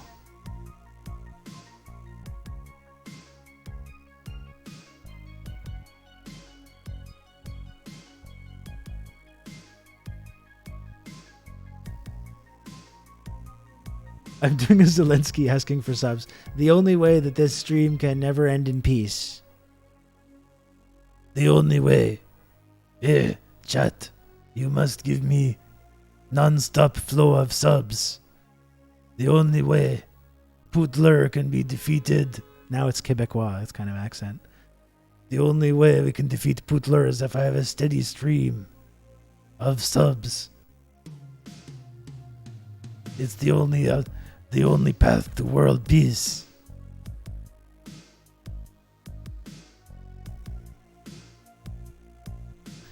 Me, Marcus, and the Subversives are going to chill on the stream today in like 2 hours. Come by if you got the time. I'm parenting tonight until 9 probably. So if there's anything going on after 9 p.m., I could maybe do some stuff. But Zelensky, exactly. It was very Quebecois. You can count on me. You're going to have good old Rob to talk you through all this. Sub or else Putler wins somewhat less decisively. Thank you, Matt. Thank you. Parenting, don't you have Disney Channel? But the thing is, when I start talking into the microphone or turning on the camera, he gets very interested in what I'm doing. There's nothing that I can have on that's going to make him not want to come and look at that.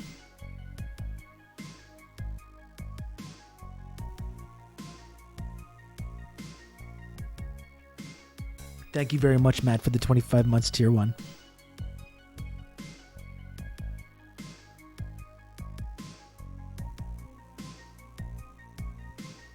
Only 8 subs away, folks. It's in reach now. It's in reach.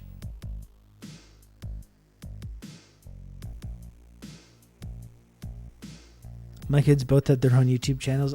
My kid desperately wants to have a YouTube channel, but I'm still just like trying to preserve a couple more years of not doing that. We get into next year, it's probably going to be a lot more difficult next year and the year after that, but still trying to hold out.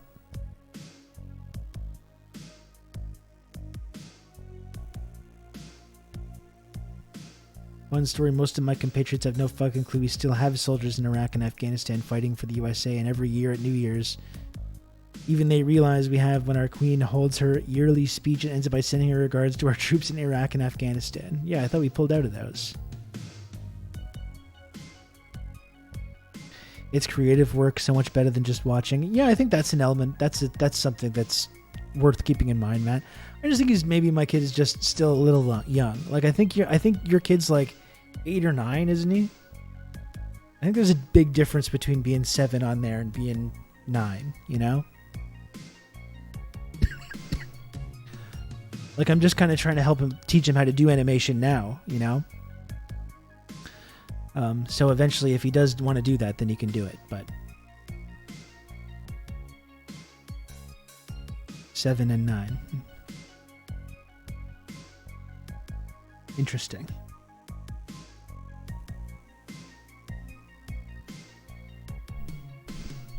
Yeah, it does depend on what they're making, absolutely.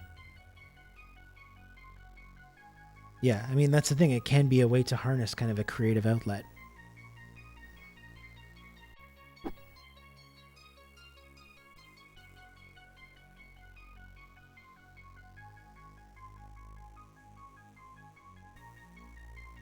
Okay, folks, I'm going to really go all out to try and get these last couple subs here.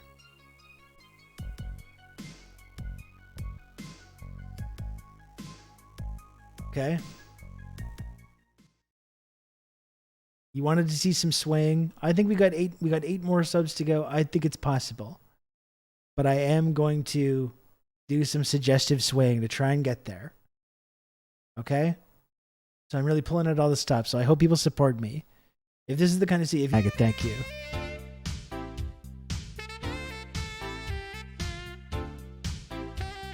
Thank you for bailing me out of this, of at least getting me something for this segment here. Humiliating myself for your enjoyment.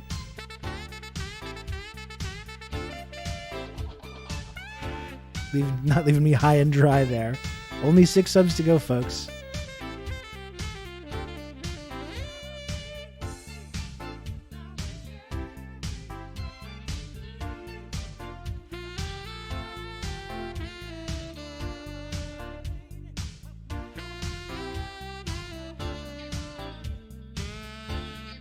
No problem, Poison.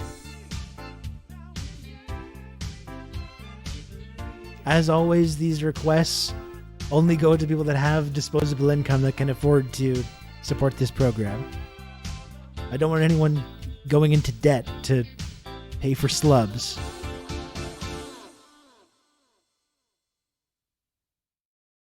Okay. You can count on me. You're going to have good old Rob to thank you, talk Dr. you through all Maggot. this.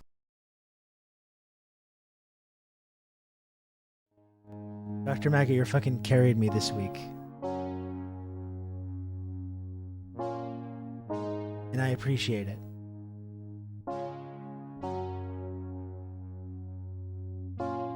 Let me see who's on here.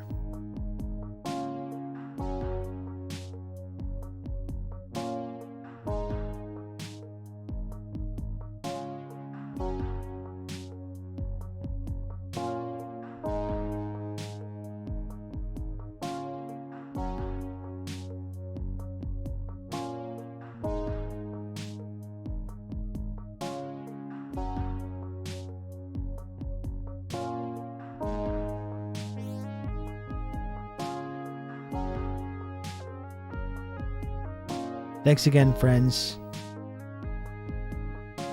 Thanks for watching and supporting the channel this week. Very much appreciated. It was a great week of streaming. It was another great week in the books of TRRS. I loved it. And I appreciate everyone that hung out this week and supported the stream and hung out with me.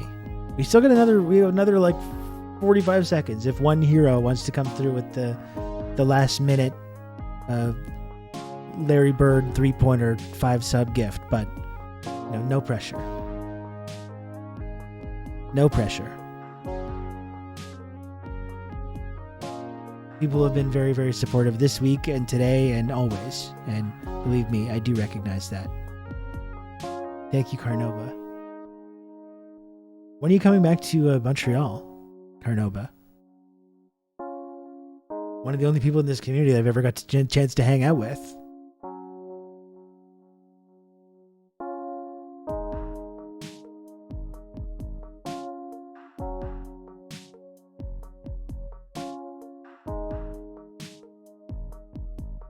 Thanks, friends. I forgot to say goodbye. I forgot to type it.